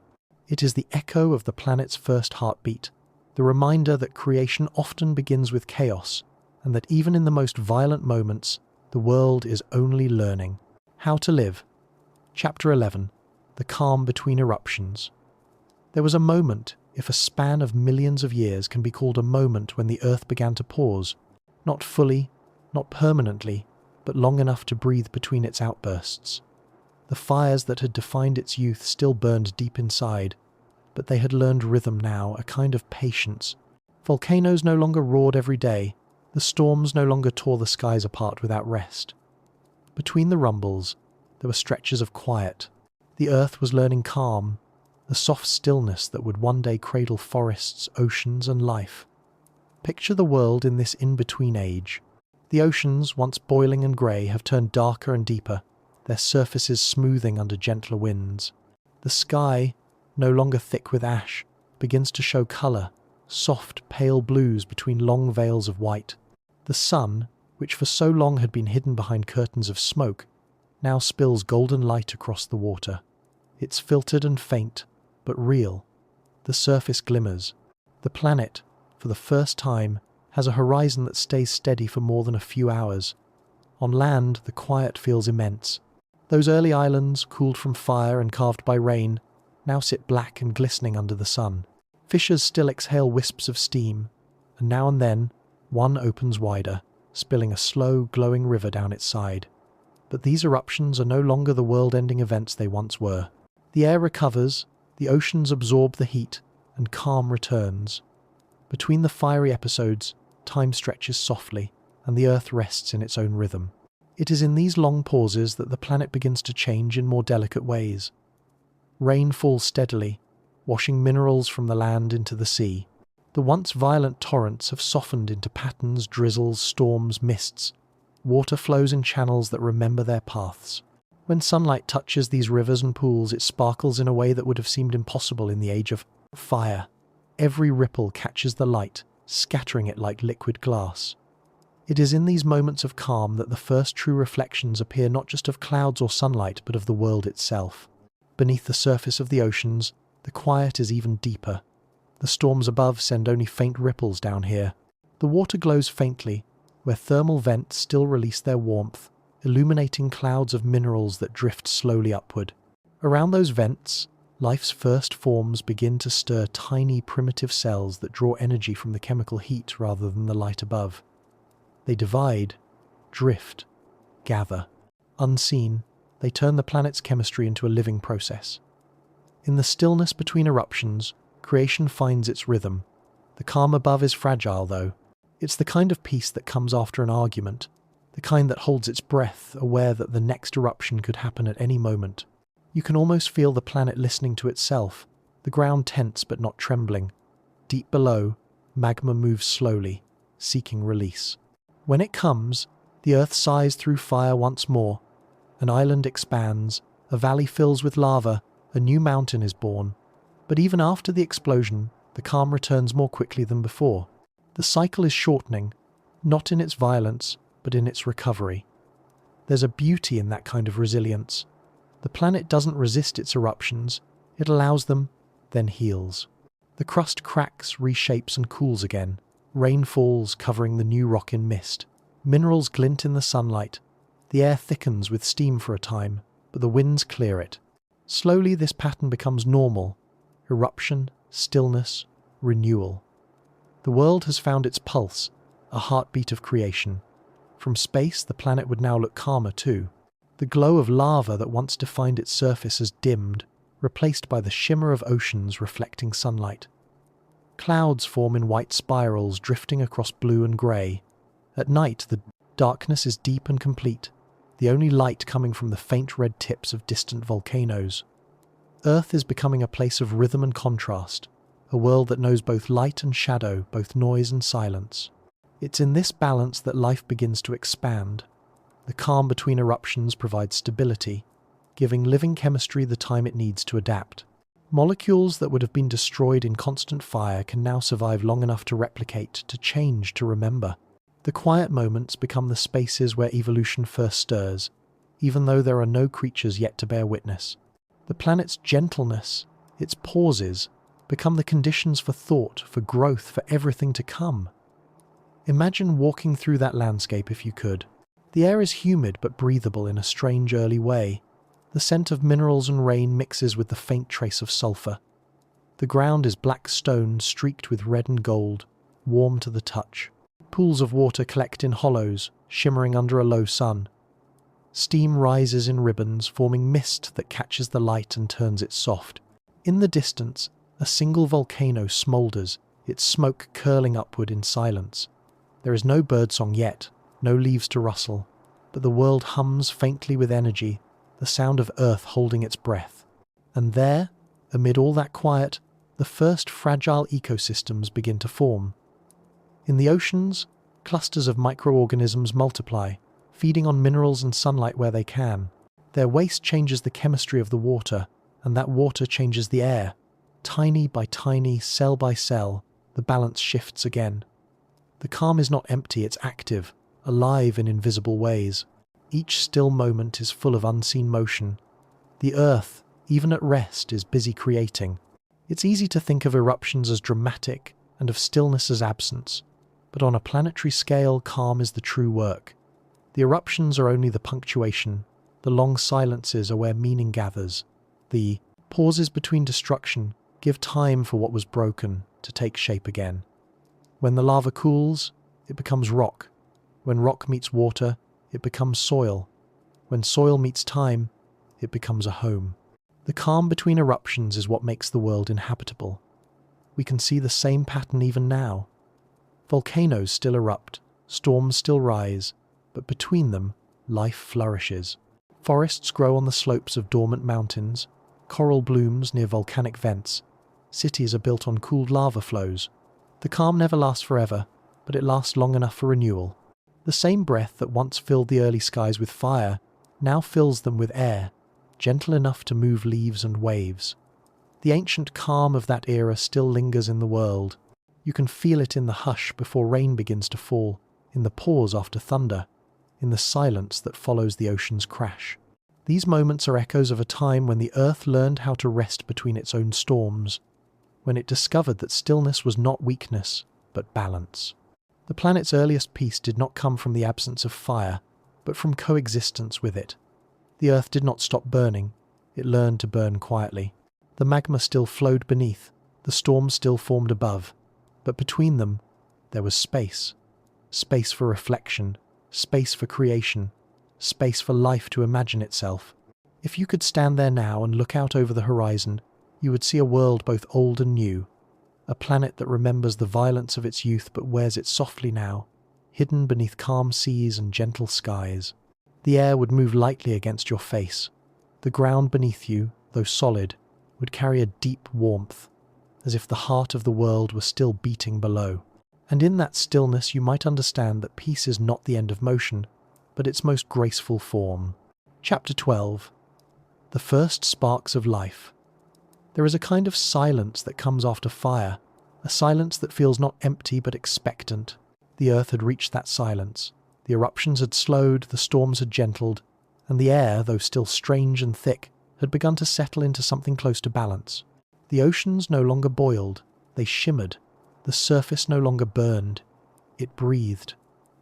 Beneath those quiet waves and among the shadows of volcanic islands, the planet began to try something new. It had made oceans, air, and stone. Now it was ready to make life. The origins of that moment are almost invisible. There were no witnesses, no sound to mark the change, no light to announce it. It was not a miracle that happened in an instant, but a long conversation between chemistry and time. Imagine the ocean's edge, where rainwater meets volcanic rock, warm, mineral-rich pools shimmering under a hazy sun. Lightning flashes in the distance, sending faint ripples of energy across the surface. Within those waters, simple molecules drift carbon compounds formed from volcanic gases, hydrogen drawn from water vapor, nitrogen from the air. They collide, separate, and meet again. Millions upon millions of these tiny meetings occur every second, unobserved, most lead to nothing. But once in a while, one of those meetings lasts. Those pools were the cradles of creation. They sat in places where the temperature was just right, not too hot to destroy what was forming, not too cold to stop it. Minerals leached from the rocks acted as catalysts, guiding reactions that would otherwise have wandered aimlessly. Each wave that lapped against the shore stirred the mixture anew, introducing fresh ingredients, creating endless variations. The earth was experimenting without plan or intention, guided only by its natural restlessness, its tendency toward complexity. In one of those ancient pools, perhaps at the edge of a volcanic island or near a deep-sea vent glowing faintly in the dark, something extraordinary happened. A small chain of molecules formed a chain capable of remembering its own shape. When the right conditions returned, It folded the same way again, and when it touched another set of molecules, it taught them to fold like itself. It wasn't alive yet, but it was something close. It had begun to copy itself. In that moment, replication, the seed of all biology, appeared. Imagine it, the first whisper of persistence in a world that had only known transience. Everything before had burned, dissolved, or broken apart, but this small, fragile pattern did not. It endured through chance, through chaos, through time. It clung to existence like a spark that refuses to die in the wind. That spark was life's beginning, not a single event, but a principle. From that point on, the planet would never again be silent in the same way. As these molecules multiplied, they formed clusters, tiny pockets of chemistry encased in thin membranes made of lipids that floated naturally on water. Each pocket created its own small world, with its own reactions, its own balance. They fed on energy from the heat of the earth and from faint sunlight filtering through the haze above. Some grew, divided, and drifted apart, only to repeat the process again.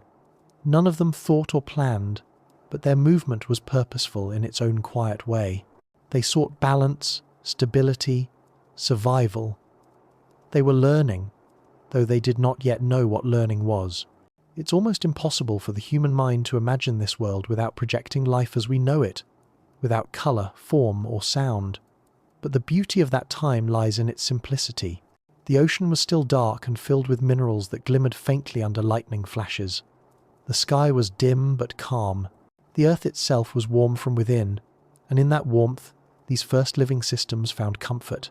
They moved with the currents, fragile but unbreakable in their purpose.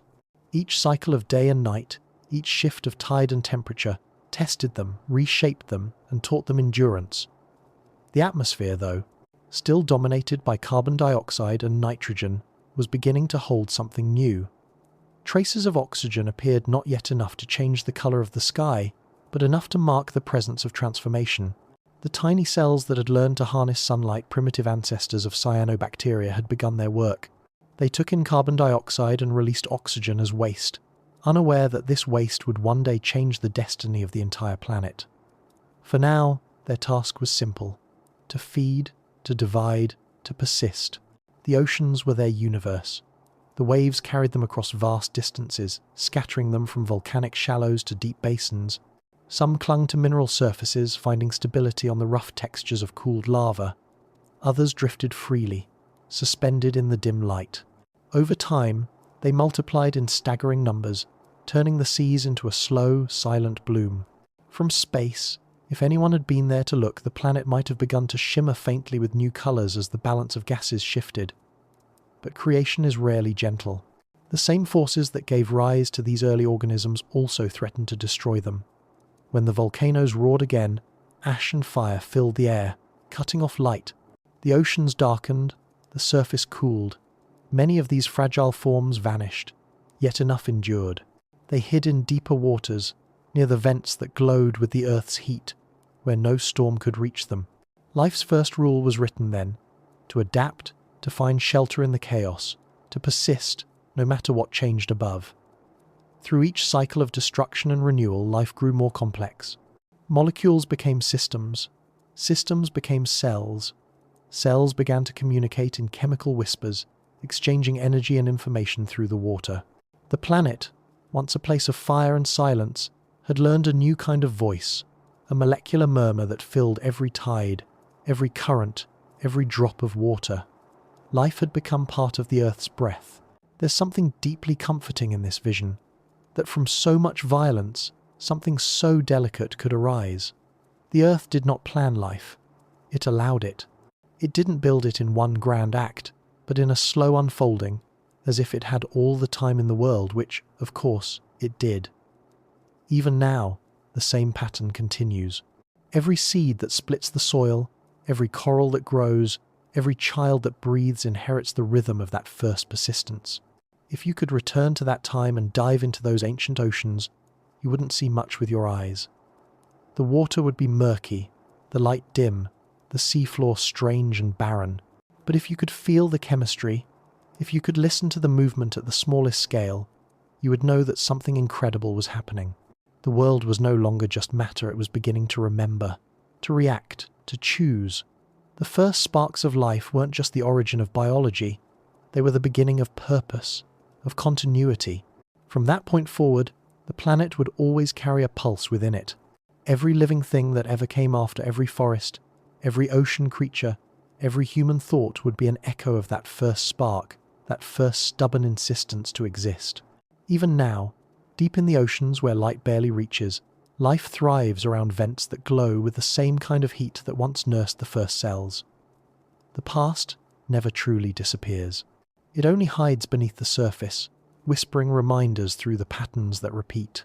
When we look at life today, complex, varied, and fragile, it's easy to forget that its foundation was written in darkness, in quiet persistence, in the simplest molecules drifting through mineral-rich pools. The Earth's journey toward life was not a straight line, but a spiral, each turn bringing it closer to awareness, to reflection, to memory. The first sparks were small, almost invisible, but they contained within them the potential for everything that followed. From them came growth, and from growth came consciousness, and from consciousness came the ability to look back and wonder.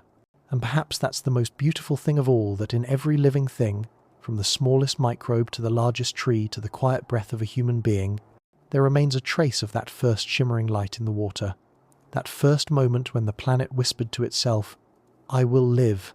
Chapter 13. A World Painted in Minerals. There are moments in Earth's history when the planet itself seems to pause and look at what it has made, as if admiring its own reflection. After the first sparks of life had taken hold in the seas, the world above the water began to change too, not with living colour yet, but with the palette of stone, ash, and crystal. This was an age when the Earth painted itself, when minerals became its language, and colour began to speak long before life learned to see it. Imagine the planet now, millions of years after the first cells had found their fragile rhythm. The great rains had softened the surface, the volcanoes had grown quieter, and the air had turned clearer than it had ever been. Across the land, vast plains of basalt stretched dark and glassy, broken by ridges of granite and rivers of sand that glimmered in the new sunlight.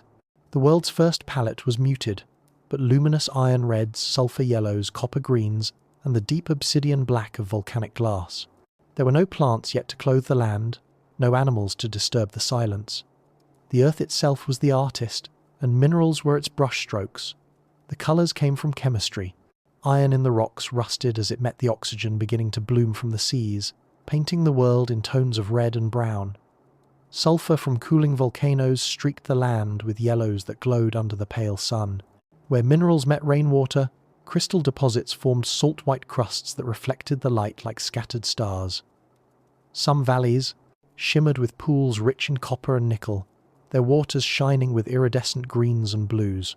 Every gust of wind, every wave that broke upon the shore, rearranged the surface slightly, blending the pigments of creation. It must have been a strange and haunting beauty, an earth without life's softness, but filled with texture. The landscape looked both ancient and newborn. Every stone carried the mark of fire or water. Mountains rose like black teeth from the ocean's edge, while the plains shimmered under thin clouds, hot during the day and freezing at night. The air was still dense with the memory of volcanoes, but for the first time, the light had clarity. The sun reached the surface without distortion. Shadows formed. The world had contrast now, a sense of shape and depth that it had never known before. In this clarity, water became a mirror for the minerals around it. Rivers running down from volcanic ridges carried particles of iron, magnesium, and silica, turning streams into ribbons of colour. As the water reached the sea, it deposited layers of sediment in soft gradients, building a seabed of hues invisible to the eye, but profound in their chemistry. Each mineral layer would become part of the Earth's memory, a record of the planet's slow transformation from fire to form. Even in stillness, the Earth moved. Wind carved the surfaces of rocks, rain etched patterns into cliffs, and slow erosion revealed veins of crystal and ore beneath the crust. Quartz glittered in the sunlight like frost. Pyrite, the mineral we now call fool's gold, caught the light in flashes of yellow, scattered across dark volcanic ground. These were the jewels of a world that had no eyes to admire them, but still adorned itself. The planet was learning expression before it learned meaning. Down in the oceans, minerals continued to shape life itself. Iron, sulfur, and phosphorus, carried by currents from the land, fed the first microscopic organisms. Some learned to harness sunlight more efficiently, while others clung to volcanic vents, using the heat and minerals that poured from the Earth's interior as energy. The world above was painted in colour. The world below was painted in chemistry. Between them lay a delicate balance, the thin surface of the planet, where air met water and minerals met light. The oxygen released by early life was beginning to react with everything it touched. Iron dissolved in seawater, oxidized and sank, forming red bands of rock that would one day be called banded iron formations, Earth's first great artwork, hidden beneath the waves. Each layer told a story of breath and rest, of times when oxygen filled the oceans and times when it retreated. From space, if anyone could have seen it then, the planet would have appeared more vivid now. The patches of deep red, where iron met air, streaks of white salt, glints of blue-grey water reflecting the pale sky. It was the first time the Earth looked like a painting. The land itself seemed alive with reflection. At sunrise, the rocks blushed gold and copper. At dusk, they turned to violet and grey. The air, once so thick with smoke, carried the light softly now. Even shadows had colour in them. The planet had become a gallery of transformation, every mineral a record of change, every hue a memory of temperature, pressure, or breath. The Earth was writing its autobiography in colour. It is easy to forget that this artistry came before life as we know it. Before leaves, before coral, before even the faintest algae blooms that would one day green the seas, there was this stone and light conversing across time. The stillness of those early landscapes was not lifeless, but contemplative. The world seemed to be preparing itself, layering its surface with materials that would later become the building blocks for living bodies. Calcium for shells, silicon for bones, iron for blood. Every future creature would carry traces of these early colours within it. If you could walk across that earth, you would feel it underfoot, the warmth of the stones, the brittle crunch of mineral crystals, the echo of your steps across open plains. The wind would carry the faint scent of sulphur and salt. The air would shimmer slightly, heavy but breathable in the new way the world had learned to hold it. You would see reflections everywhere, light bouncing off salt flats, glimmering in pools, scattering across the surfaces of dark stones. And above it all, the sky, clearer than it had ever been, would stretch endlessly, soft blue by day and vast black at night, dotted with stars that had never been seen through such calm air before. In that silence, it would be easy to think the planet had reached completion. But the painting was only the background. The minerals and colours that coated the world were not just decoration, they were preparation. The chemical richness of those landscapes was feeding the oceans, nurturing the next stages of life. The palette was being mixed for the next creation. The rise of oxygen, the greening of the seas, and the eventual bloom of multicellular life. The Earth was laying down its underpainting, one layer at a time. Even now, those colours remain. The red deserts, the yellow sulphur springs, the shimmering blues of minerals under sunlight. They are echoes of that age when the planet first learned to express itself through matter. The rust on metal, the hue of soil, the colour of blood, all are reminders of the world's earliest art, born when minerals met air and light for the first time. The Earth, in its stillness, was not just cooling, it was composing. Every stone and pigment became part of a grander design, though no one yet existed to see it.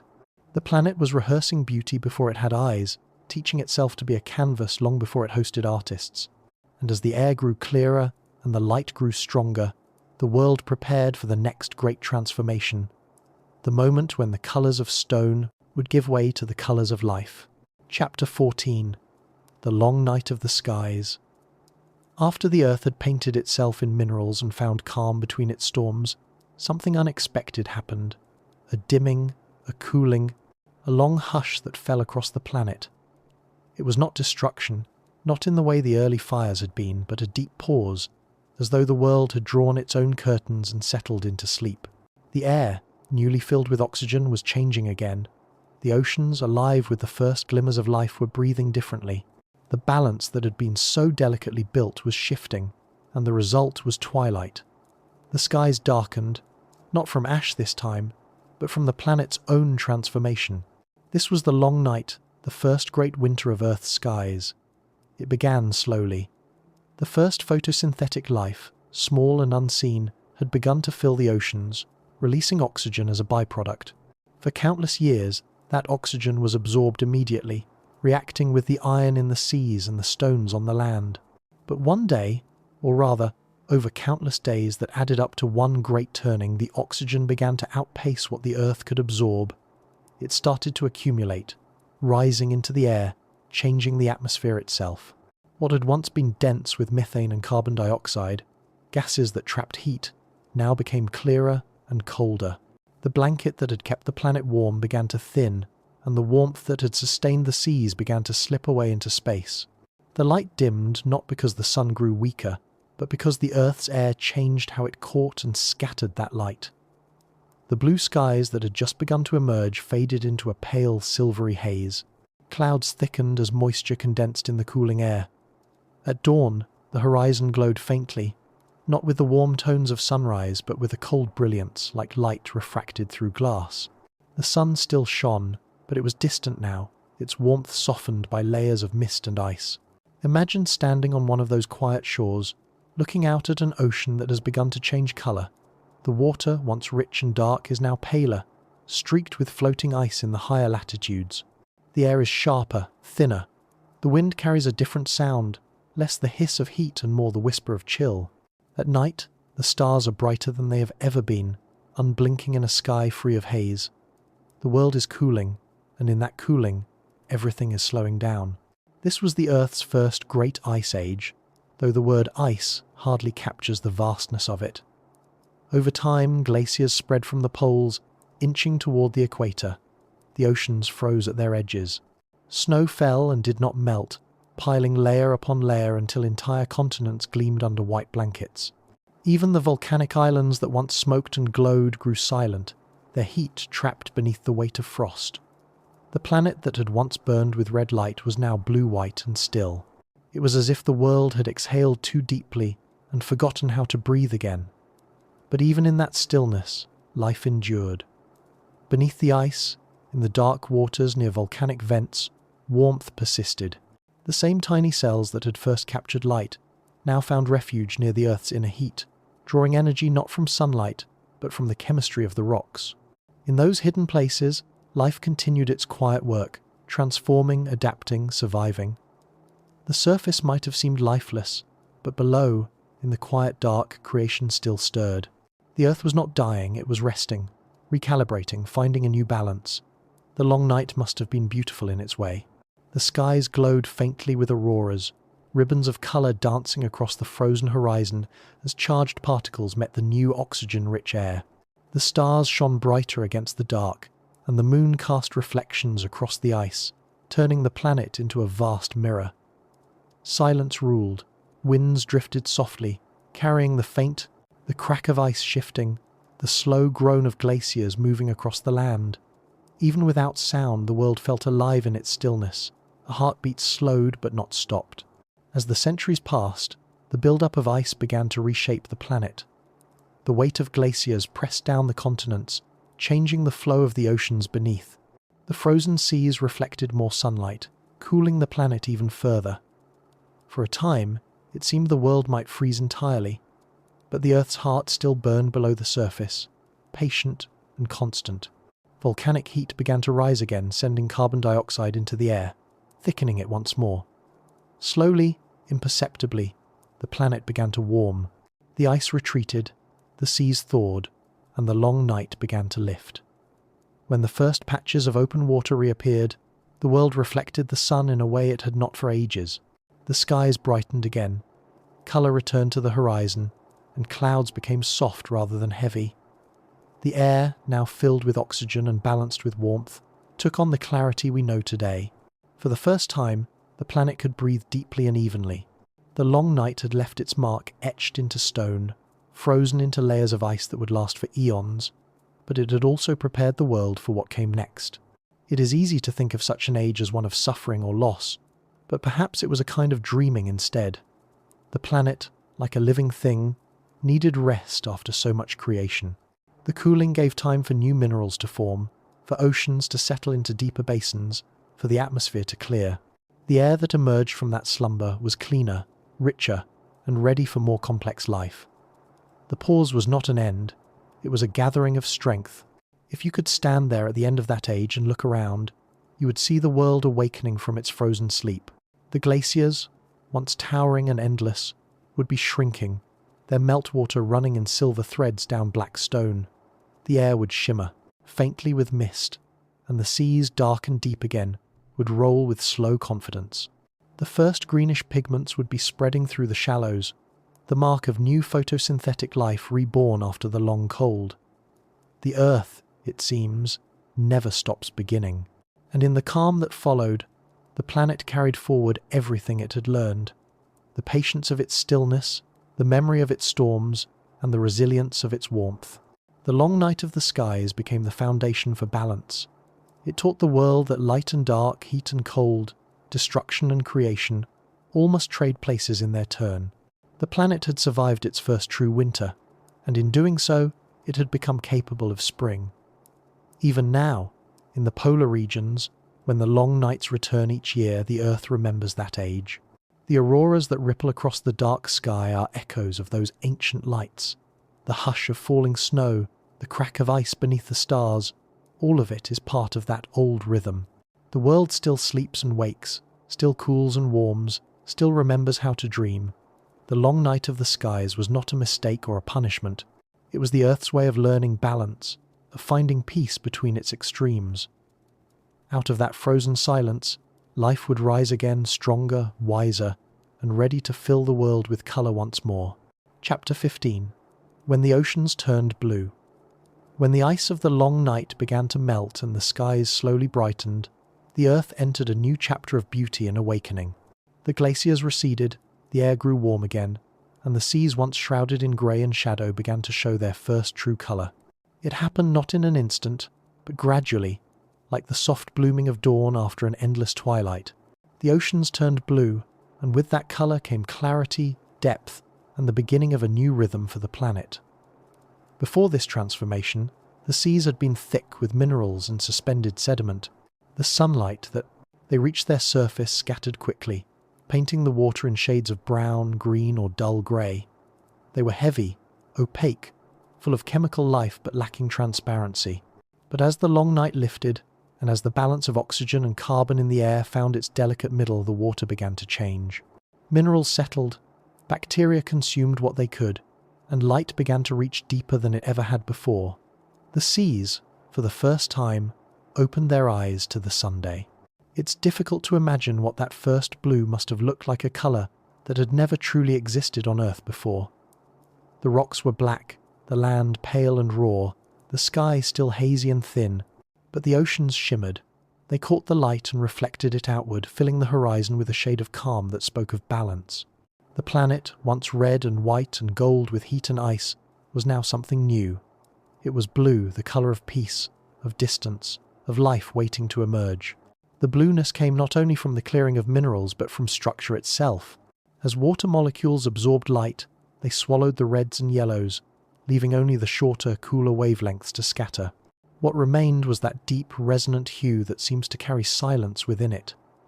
The more the oceans cleared, the deeper the blue became. It was a transformation not just of sight, but of chemistry, of the planet learning to express tranquility through colour. Imagine standing on one of the early shores as this transformation unfolded. The air is cool but clean now, filled with the faint scent of salt and new rain.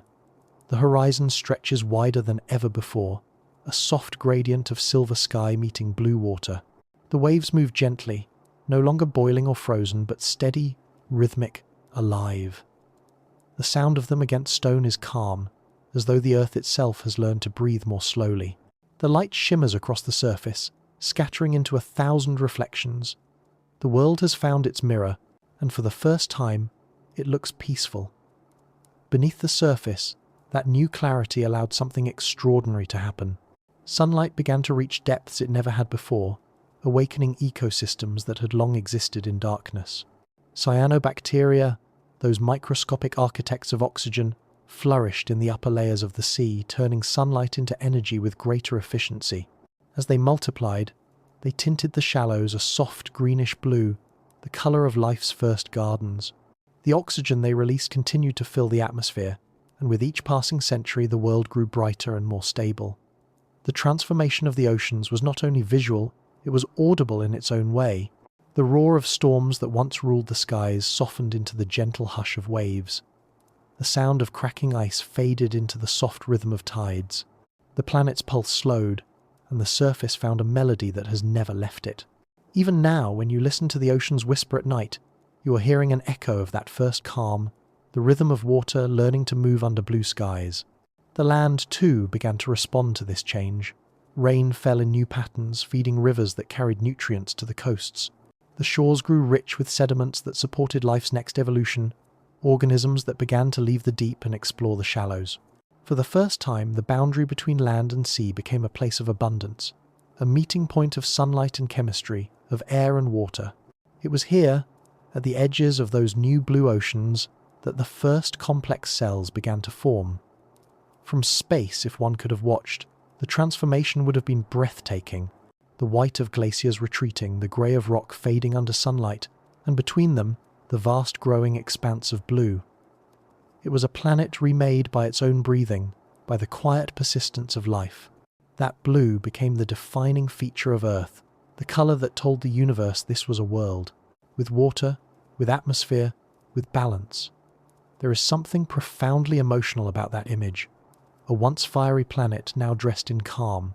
The same forces that had once shattered continents and boiled seas had given way to reflection, to depth, to beauty. The oceans had become both the heart and the eyes of the planet, vast, reflective, eternal. Their blueness was not just an aesthetic change, but a declaration that the world had crossed a threshold. The chaos of youth was over, a new equilibrium had begun. Still, the peace was fragile. The earth had learned to rest, but not to sleep entirely. Beneath the waves, volcanoes still exhaled heat, sending minerals and gases into the depths. These underwater vents fed the young ecosystems, sustaining them even in the absence of sunlight. The cycle between fire and water continued, but now it was gentler, almost collaborative. The planet was no longer fighting itself. Its forces were learning to coexist. Every reflection of light on the ocean's surface, every shifting shade of blue, was part of that conversation. The skies had cleared enough for clouds to form regular patterns. Rain and sunlight alternated in predictable rhythm. The temperature stabilized. For the first time, the world had weather in a recognizable sense, seasons, storms, and calm spells that followed a steady rhythm, and under those skies, life expanded. The oceans were no longer just containers of chemistry, they had become wombs of continuity. Within them, the early single-celled organisms multiplied, diversified, and began to experiment with structure. Some formed colonies, others shells, others simple filaments that swayed in the currents like the first roots of forests yet to come. The blue world had become a cradle, a vast shimmering expanse where evolution could take its first confident steps. It's humbling to realize that every drop of seawater we know today carries the memory of that time. The color that now defines our planet was born. From patience, from balance, from light meeting clarity, it is the color of stability hard-won through cycles of fire and frost. It is the reflection of a planet that finally learned to rest long enough for beauty to appear. When you stand on a modern shoreline and watch the horizon fade into deep blue, you are looking into that ancient memory. The light reflecting back at you has traveled through layers of history. The same chemistry, the same structure, the same dance of light and water that first turned the oceans blue. And in that reflection, the earth continues to tell its story, quietly, endlessly, one wave at a time. Chapter 16. The Green Awakening. When the oceans turned blue, and light began to travel deeper than ever before, something miraculous stirred within that light. The world that had long been shaped by fire and minerals, by storms and silence, was ready to bloom in a new colour. It began softly, just a faint tint near the shallows, a veil of green that spread like a whisper through the water. At first, it was barely visible, a gentle blending of blue and gold where the sunlight met the surface. But over time it deepened and spread. The earth, for the first time, was learning the language of life's most vibrant hue, green. The Green Awakening was not a single event, but a long, patient revolution written in the tiniest forms imaginable. In the warm, sunlit layers of the seas, microscopic organisms had begun to perfect the art of photosynthesis. Cyanobacteria, ancient and unassuming, learned how to use sunlight not just for survival but for creation. They took in the carbon dioxide that filled the air and transformed it into energy, releasing oxygen as a gift or perhaps as an accident to the world around them. Each breath of light they captured changed the planet a little more. Slowly, invisibly, the atmosphere began to shift again, and the oceans became alive with movement and colour. Imagine floating above one of those shallow seas. The light filters through the water in soft columns, scattering into turquoise and jade. Beneath you, filaments of cyanobacteria sway gently with the current, forming mats that stretch for miles. To the human eye, they would look like shimmering fields of emerald silk, rippling beneath the waves. These living carpets are the first ecosystems, the first forests of Earth, not built of trunks and leaves, but of threads and cells, breathing together in unison. Each cell takes in sunlight, exhaling oxygen into the water. The world is learning how to breathe again, but this time through life itself. Over generations, the green deepens. The oceans are no longer still pools of chemistry, they are living seas, glowing faintly with the light of creation. The oxygen they release rises into the sky, reacting with the air and transforming it into something clear, clean, and capable of sustaining new possibilities. The haze that once veiled the heavens fades further, and the sunlight reaches the surface with new strength. The blue of the oceans grows brighter, the white of clouds more defined, and above them all, the sky opens into the true, endless blue we know today. The colour green, though small in its beginnings, marks a turning point for the planet. It is the colour of transformation, of balance found through life. Where the Earth had once relied on volcanoes and storms to shape its surface, it now relied on living beings tiny and tireless to shape its air. The Green Awakening was the moment when the planet stopped being merely physical and became biological, when rock and water were joined by something that could think, react, and adapt. The Earth was not only alive, it was beginning to dream. It's peaceful to imagine this time. The sunlight that once blazed through ash and storm now moves freely across calm skies, glinting off the rippled ocean. The sound of thunder has quieted into waves, and the smell of sulphur has given way to the clean, faint scent of oxygen. Beneath the surface, millions upon millions of organisms float together, drifting with the currents, feeding and multiplying. When night falls, some glow faintly with bioluminescence, scattering points of light across the darkness like reflections of distant stars. It is as if the sea has become a mirror of the sky, a living constellation of cells, shining softly in the deep. These tiny beings are building the future, though they do not know it. As oxygen continues to fill the atmosphere, it reacts with minerals in the land, changing their colours, carving their surfaces. Iron turns to rust, and the red of ancient rock begins to fade beneath new layers of sediment. The Earth's palette is changing again from black and gold to blue and green. With each pulse of light through the ocean, the planet's chemistry shifts further toward life. It is the slowest and most profound act of creation imaginable, written not in fire but in breath. Over time, more complex forms begin to appear. Some cells cluster together, forming colonies that share their energy. Others begin to specialize, some gathering light, some building structure, some protecting the rest. Cooperation, once a meaningless concept in a world of storms and minerals, becomes nature's quiet experiment. The foundations of multicellular life begin here, in these glowing green seas. The Earth is learning harmony, the same way it once learned rhythm. Above the water, the air grows different. The rise of oxygen gives the sky its clarity, but it also allows a new form of protection to form the ozone layer. For the first time, the sun's ultraviolet rays are filtered, their harshness softened. The planet, once scorched and unshielded, now wears a veil of its own making.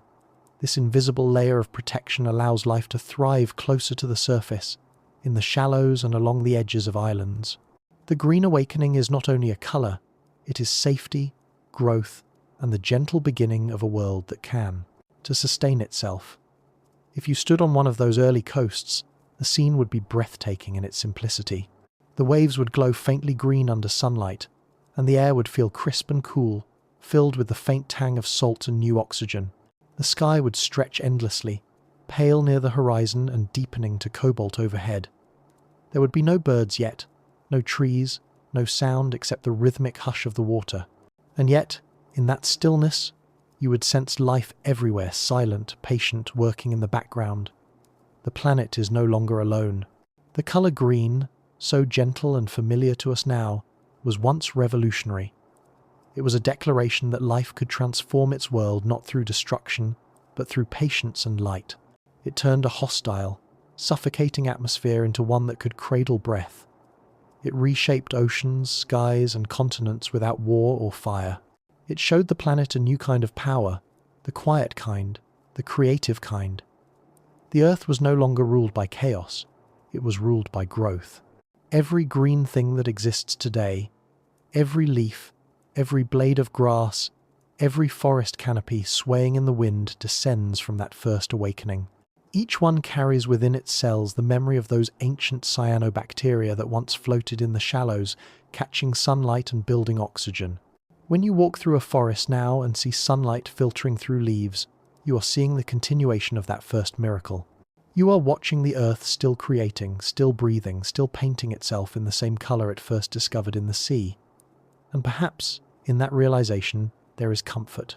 The green awakening never truly ended it, only changed its form. It moved from the ocean to the land, from the microscopic to the vast, from cells to trees to us. Every breath we take, every shade of green we see, is part of that same long story. The story of a planet that learned to make life from light, to turn chemistry into beauty, and to find peace in its own color. Chapter 17. The First Continent's Rise. The world that had once been covered almost entirely in restless ocean was changing again. The calm that had followed the green awakening gave way to slow, deliberate movement, an unfolding from beneath the surface, as if the planet itself was stretching after a long, patient sleep. Deep beneath the waves, the Earth's molten heart was shifting, pressing upward through the crust, shaping the world in quiet, monumental ways.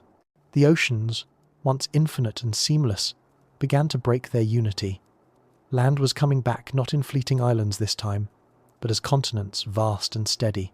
For millions of years, the continents had existed only as brief appearances, volcanic peaks rising and sinking back into the sea, their lifespans measured in centuries rather than eons. But now, as the mantle cooled and the crust thickened, these pieces began to last. The movement of the Earth's inner plates, slow and invisible, pushed them together in some places and tore them apart in others.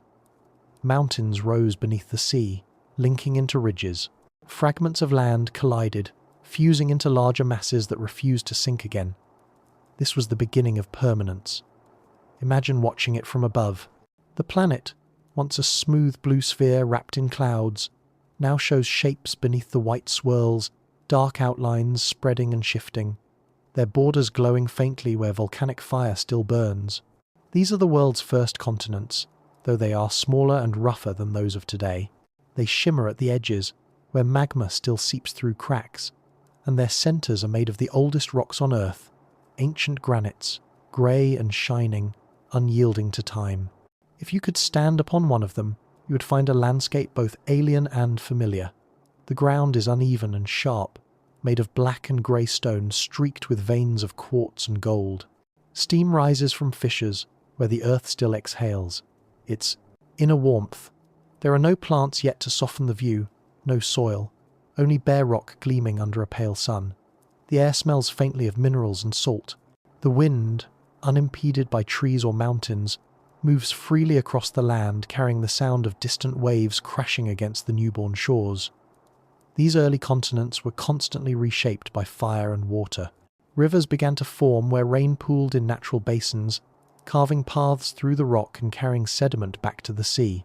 The edges of the land were rich with minerals leached from the crust, iron, copper, silica, feeding the ocean life that still ruled the planet. Each interaction between land and sea became a loop of creation. Rock became sediment, sediment became new stone, and the cycle continued. The continents were not static. They were alive in their own slow geologic rhythm. The rise of these great land masses transformed everything. The oceans, once vast and uniform, became divided. Currents began to change direction, swirling around the new boundaries of the continents. Weather patterns shifted too. Winds that once circled the planet without interruption now met barriers that shaped them into storms and monsoons. Rain fell more heavily in some places, less in others. Climate itself was born from the shape of the land, and on these continents, something subtle but profound began to happen. The birth of soil. As the rocks broke under wind and rain, fine particles gathered in the cracks and depressions. Mixed with minerals and the remains of early microbial life carried from the sea, they formed the planet's first thin layers of fertile ground. It was a fragile beginning, easily washed away, but it was enough. When the time came for plants to emerge, they would find their foundation waiting. It's humbling to imagine this world of stone and water. The continents stretched like dark puzzle pieces across the globe, surrounded by endless blue. Volcanoes still marked the horizon, but the eruptions were slower now, their fury tempered by the thick crust above. The light, filtered through a clean and oxygen-rich atmosphere, bathed the land in soft gold. At night, the stars reflected off the oceans, and lightning flickered along distant shores. The earth was quiet, but beneath that quietness was motion plates shifting, mountains forming, the slow heartbeat of geology shaping the future. In time, these early continents began to drift. Some grew by merging with volcanic arcs, others fractured and wandered apart. The crust was thin then, more flexible than it is today, and the planet's heat still restless beneath. Continents collided, folded, and cracked, creating the first mountain ranges. Erosion wore them down just as quickly, returning their minerals to the seas. It was a dance of creation and loss, balance maintained through endless change. From the ocean's perspective, these rising lands were interruptions in their vastness, foreign bodies that redirected their currents and captured their winds. The tides, driven by the pull of the young moon, began to crash against cliffs and fill estuaries. Waves wore the rock smooth, grinding it into sand. Beaches were born, and the sound of surf meeting land became one of the planet's new voices. Each wave left behind tiny traces of life from the sea, creating a bridge between water and stone. The boundaries between worlds were beginning to blur. The continents also changed the sky. As air flowed over their surfaces, it cooled and rose, creating clouds that drifted inland. Rain fell on places that had never known it before. Rivers widened, lakes formed, and evaporation carried moisture back into the air. The hydrologic cycle, the breathing of the planet, had finally found its full rhythm. Land and sea, once separate elements, had become one continuous system. And though life had not yet fully claimed the land, it was already exploring its edges. Simple microbial mats, carried by tides, clung to damp rock. They formed films that shimmered in the sunlight, catching the minerals washed from the cliffs. Some died when the water retreated, but others endured, learning to survive in the thin film of moisture left behind. These were the first pioneers, the earliest gestures toward the future forests and fields. In their persistence lay the promise of life beyond the sea. Standing at that moment in deep time, one could almost feel the planet's quiet satisfaction. The Earth had spent its first billion years finding its shape, tempering its fire, and learning calm. Now it was giving itself structure: continents to hold its memory, oceans to cradle its reflection. The balance between them would define everything that followed: climate, ecosystems, the course of evolution, even the movements of civilizations that would come eons later. The Earth, for the first time, looked whole. If you stood on the edge of one of those first continents, the sea stretching endlessly before you, you might feel a strange familiarity. The wind against your skin, the sound of waves, the weight of stone underfoot, these sensations, ancient and eternal, have not changed. The Earth was already becoming the home we would one day recognize, already learning the language of balance and beauty. The continents had risen, not with violence this time, but with purpose, and their emergence marked the planet's quiet declaration: I am ready for life to walk upon me. Chapter 18. Rivers of Memory. When the first continents rose from the sea, the Earth gained something it had never truly known before: direction.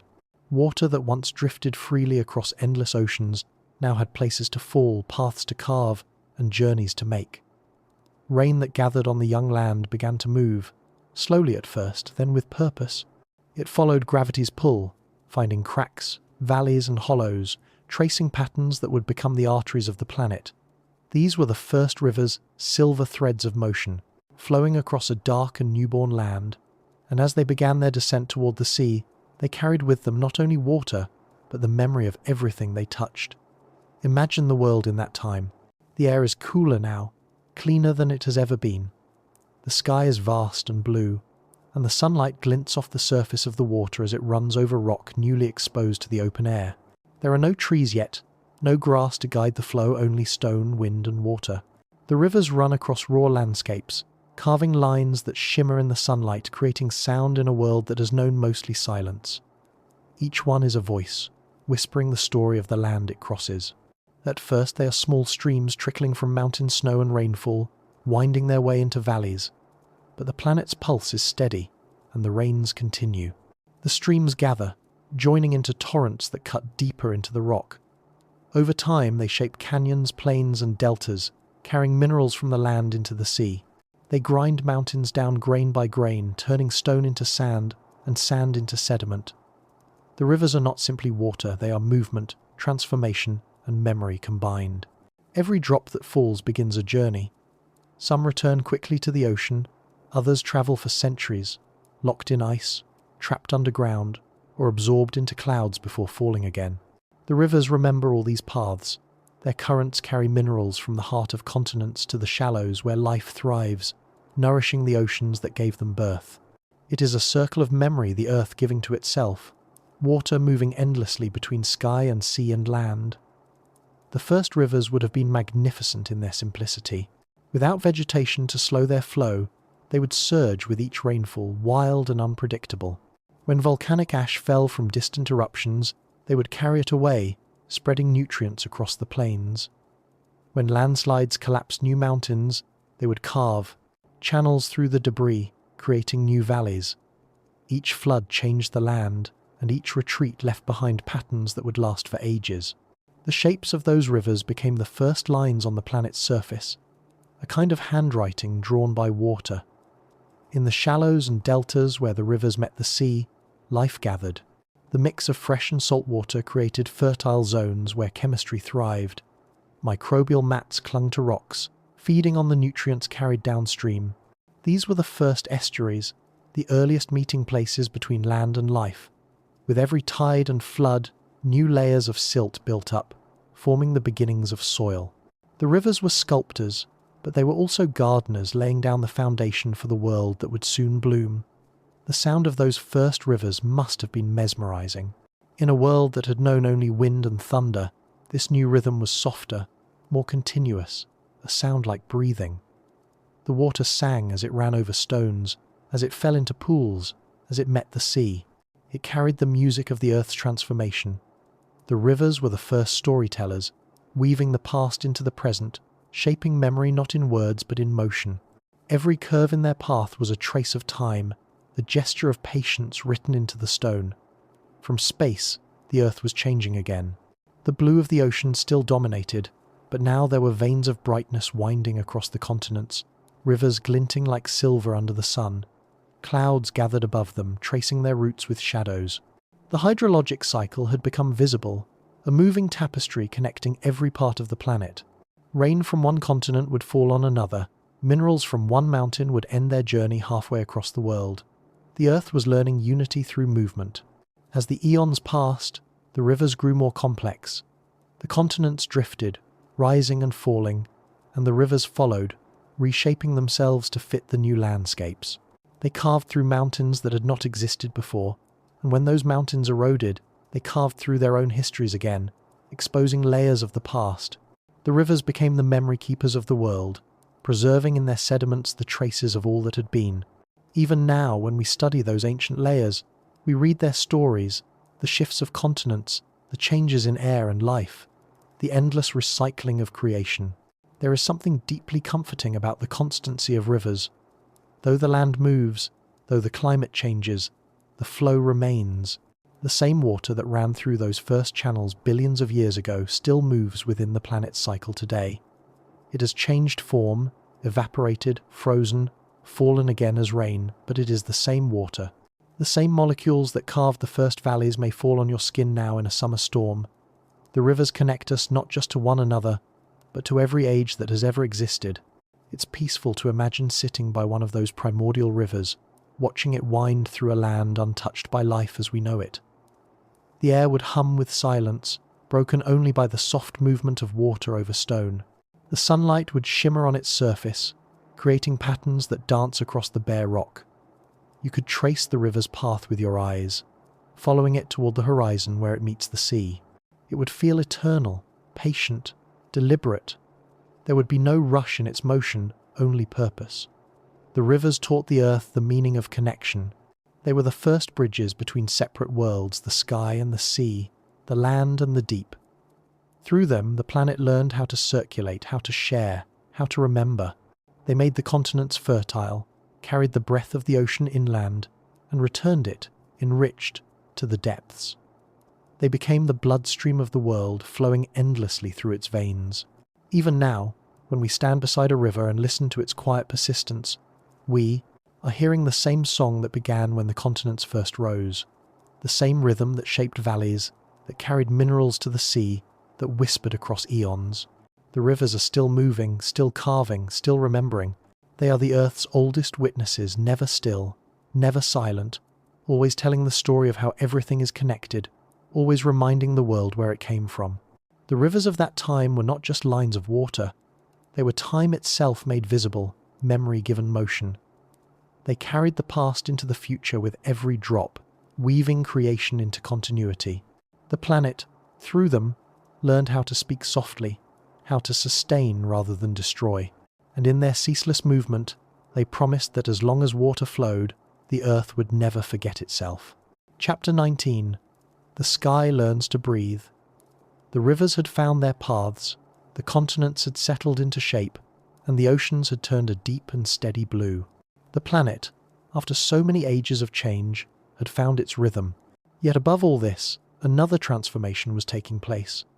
One that could not be seen or touched, but that would define everything that followed. The air itself was changing. It was no longer a restless haze of gases and storms, but something living, dynamic, responsive.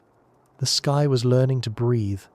Long before this, the atmosphere had been heavy and alien. Its gases were thick with the memory of volcanoes, carbon dioxide, methane, sulfur, and steam. It had protected the world from the cold of space, but it had also trapped the heat of the Earth's core, keeping the young planet feverish and bright. Over time, the Green Awakening had altered that balance. The tiny architects of oxygen in the sea, those humble cyanobacteria, had flooded the air with a new gas, one that changed everything. At first, oxygen was a poison, a reactive force that rusted metal and stripped the oceans of their iron.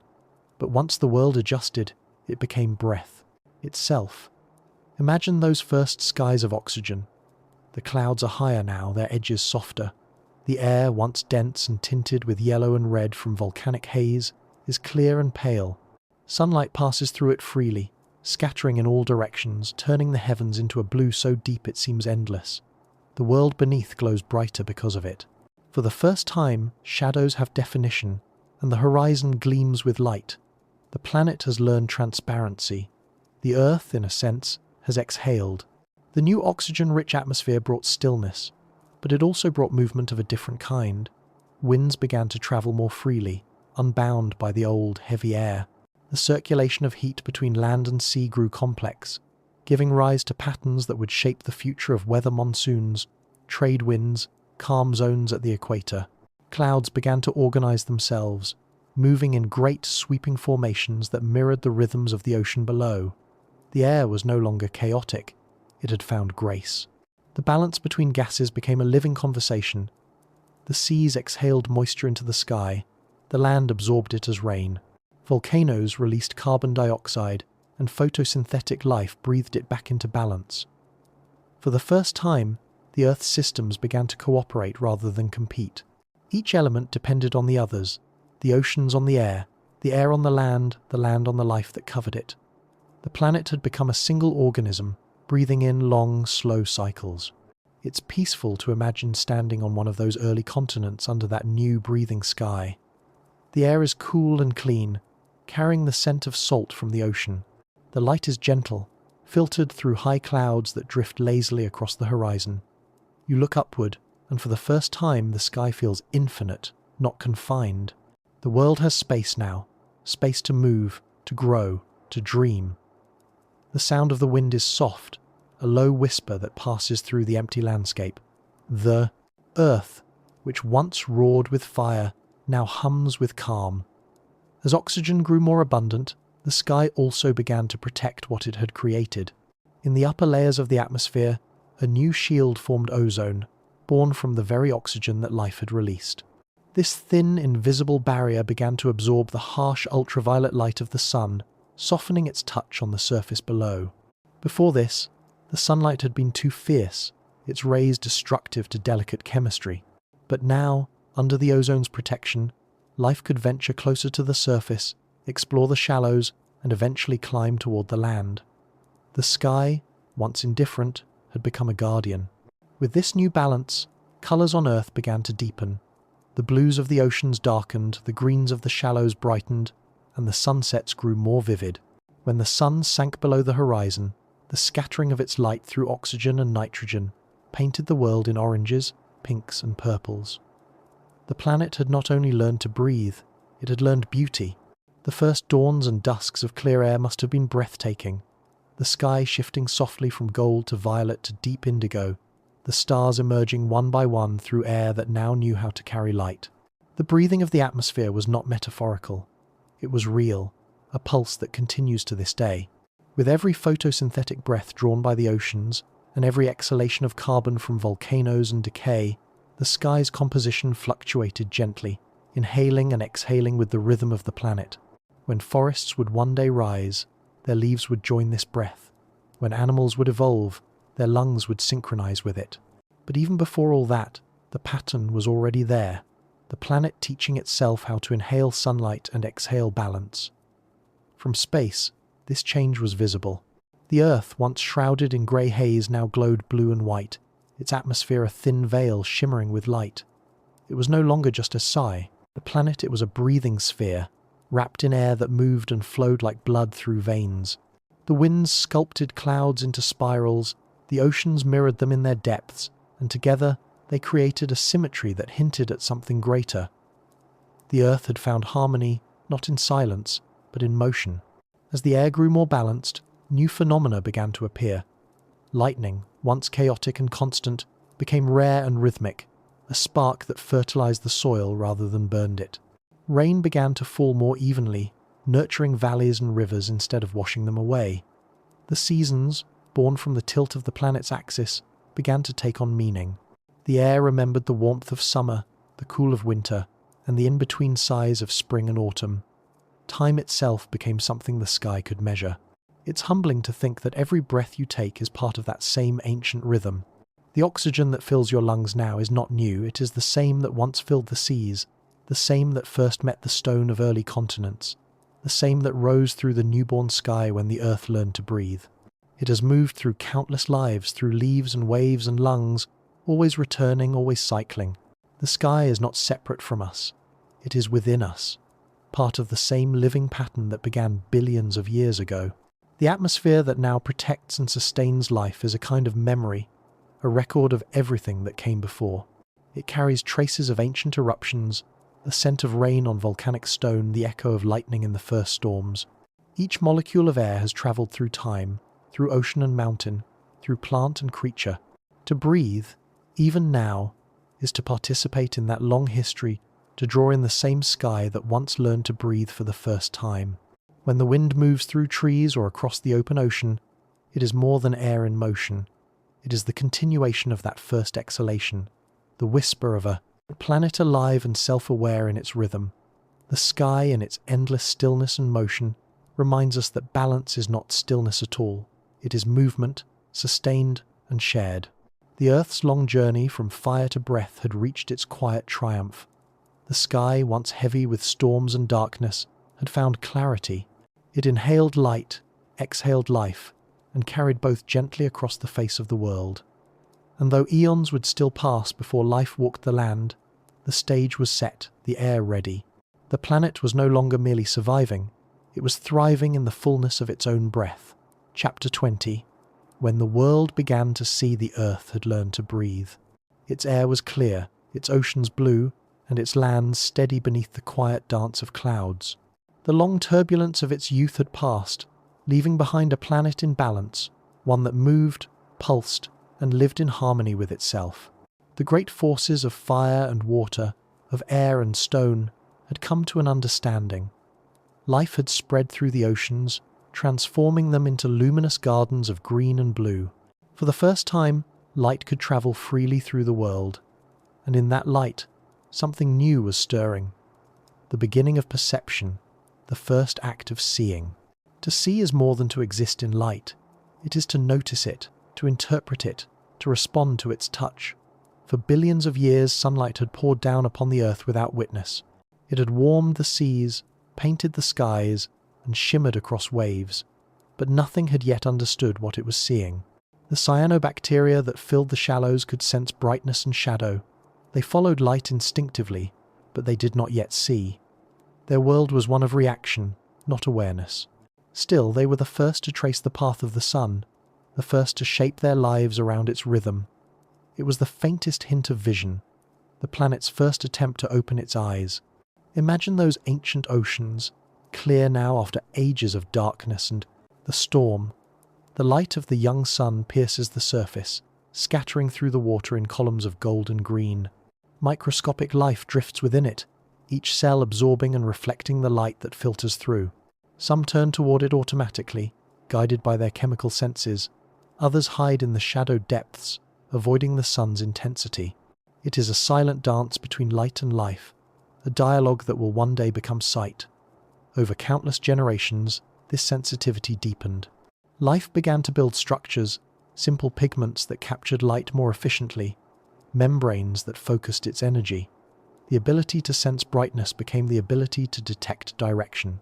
To know where the light was coming from meant knowing where to move, where to find energy, and where to live. It was evolution's first whisper of curiosity. The world, through its living inhabitants, was beginning to notice its own glow. The ocean must have looked different then, alive with movement as organisms turned and drifted toward the Sunday. The surface rippled with colour, and beneath it, shadows shifted like soft fabric. The boundary between light and dark became the boundary between existence and rest. In the depths, where sunlight could no longer reach, other forms of life adapted differently, learning to sense heat, vibration, and chemical traces. These too were ways of seeing, though not with eyes. The world was learning to perceive itself in every possible way. The emergence of vision was slow, so slow that even the earth itself might not have noticed it happening. Tiny light-sensitive spots evolved into cups, then into hollows that could focus rays into patterns. From those patterns came images, faint at first, but enough to distinguish shape and motion. The planet, through its creatures, had opened its eyes. It could now see the difference between the shimmer of light on water and the shadow of another living thing. Awareness had entered the sea. To imagine that first true act of sight is to imagine the world seeing itself for the first time. A small, translucent creature drifts in the water, its body catching the light. It turns its simple eye toward the brightness above and senses movement, perhaps a shadow passing overhead. It responds, twisting its body, swimming towards safety or opportunity. In that moment, a choice has been made, a decision born from vision. The world has shifted. The sun, which had burned for eons without witness, now shines upon something that can look back. With sight came new possibilities. Colours began to matter. Patterns, shapes, and contrasts carried meaning. The once muted palette of the oceans deepened into brilliance. Iridescent shells, shimmering scales, and glowing bodies evolved to attract or deceive. The world that had once been painted only in minerals and light was now painting itself through life. Beauty, though still unconscious, had entered creation. Above the water, the transformation continued. The skies, now rich in oxygen, scattered sunlight into blues and violets. The clouds formed gentle arcs, their edges glowing white in the brightness. Each dawn and dusk became a spectacle, the sun rising through mists of colour, the air glowing with gold, then fading into deep indigo as night approached. For the first time there were eyes, however primitive, to watch the colours shift. The planet had given itself an audience. The nights too were changing. The atmosphere, clear and clean, allowed starlight to reach the surface with new sharpness. The moon, glowing softly above the water, became a companion to the darkness. Some creatures learned to sense this dim light, to move by it, to find safety and rhythm within its glow. The cycles of day and night began to shape life's patterns, guiding migrations, feeding, and rest. Time itself took on structure. The world was learning not only to see but to understand its own light. If you could stand at the edge of that ancient sea, watching the dawn unfold, it would be a sight of quiet wonder. The sky, still faintly purple from the night, would shift slowly toward pink, then gold. The water would shimmer as the first rays touched it, scattering in patterns that looked almost alive. Beneath the surface, the faintest glimmers of movement would respond, tiny flashes of light as early organisms turned toward the warmth. You would feel that the world was waking not only in motion, but in perception, as if every droplet of water, every grain of sand, was learning to notice itself. Seeing changed everything. It created distance and connection all at once, the awareness of the world as both vast and near. It made hunger possible, and curiosity, and fear. It made beauty visible, and in doing so, gave meaning to colour, to shape, to light itself. The earth, through vision, discovered its own reflection. Every sunset, every sparkle of light on water, every shadow cast by wind across the plains, all became part of a dialogue between light and the living. And though those first eyes were simple, they contained the seed of all that would follow. From them would come the gaze of every creature, the colour of every flower, the wonder of every human who would one day look at the stars and ask where the light came from.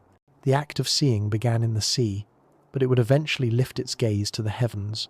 Even now, every eye that opens carries that ancient memory, the memory of the first creature that turned toward the sun and recognized brightness for what it was. Every time we watch light shift across the earth, we are participating in that same ancient revelation. The world learned to see, and through it, so did we.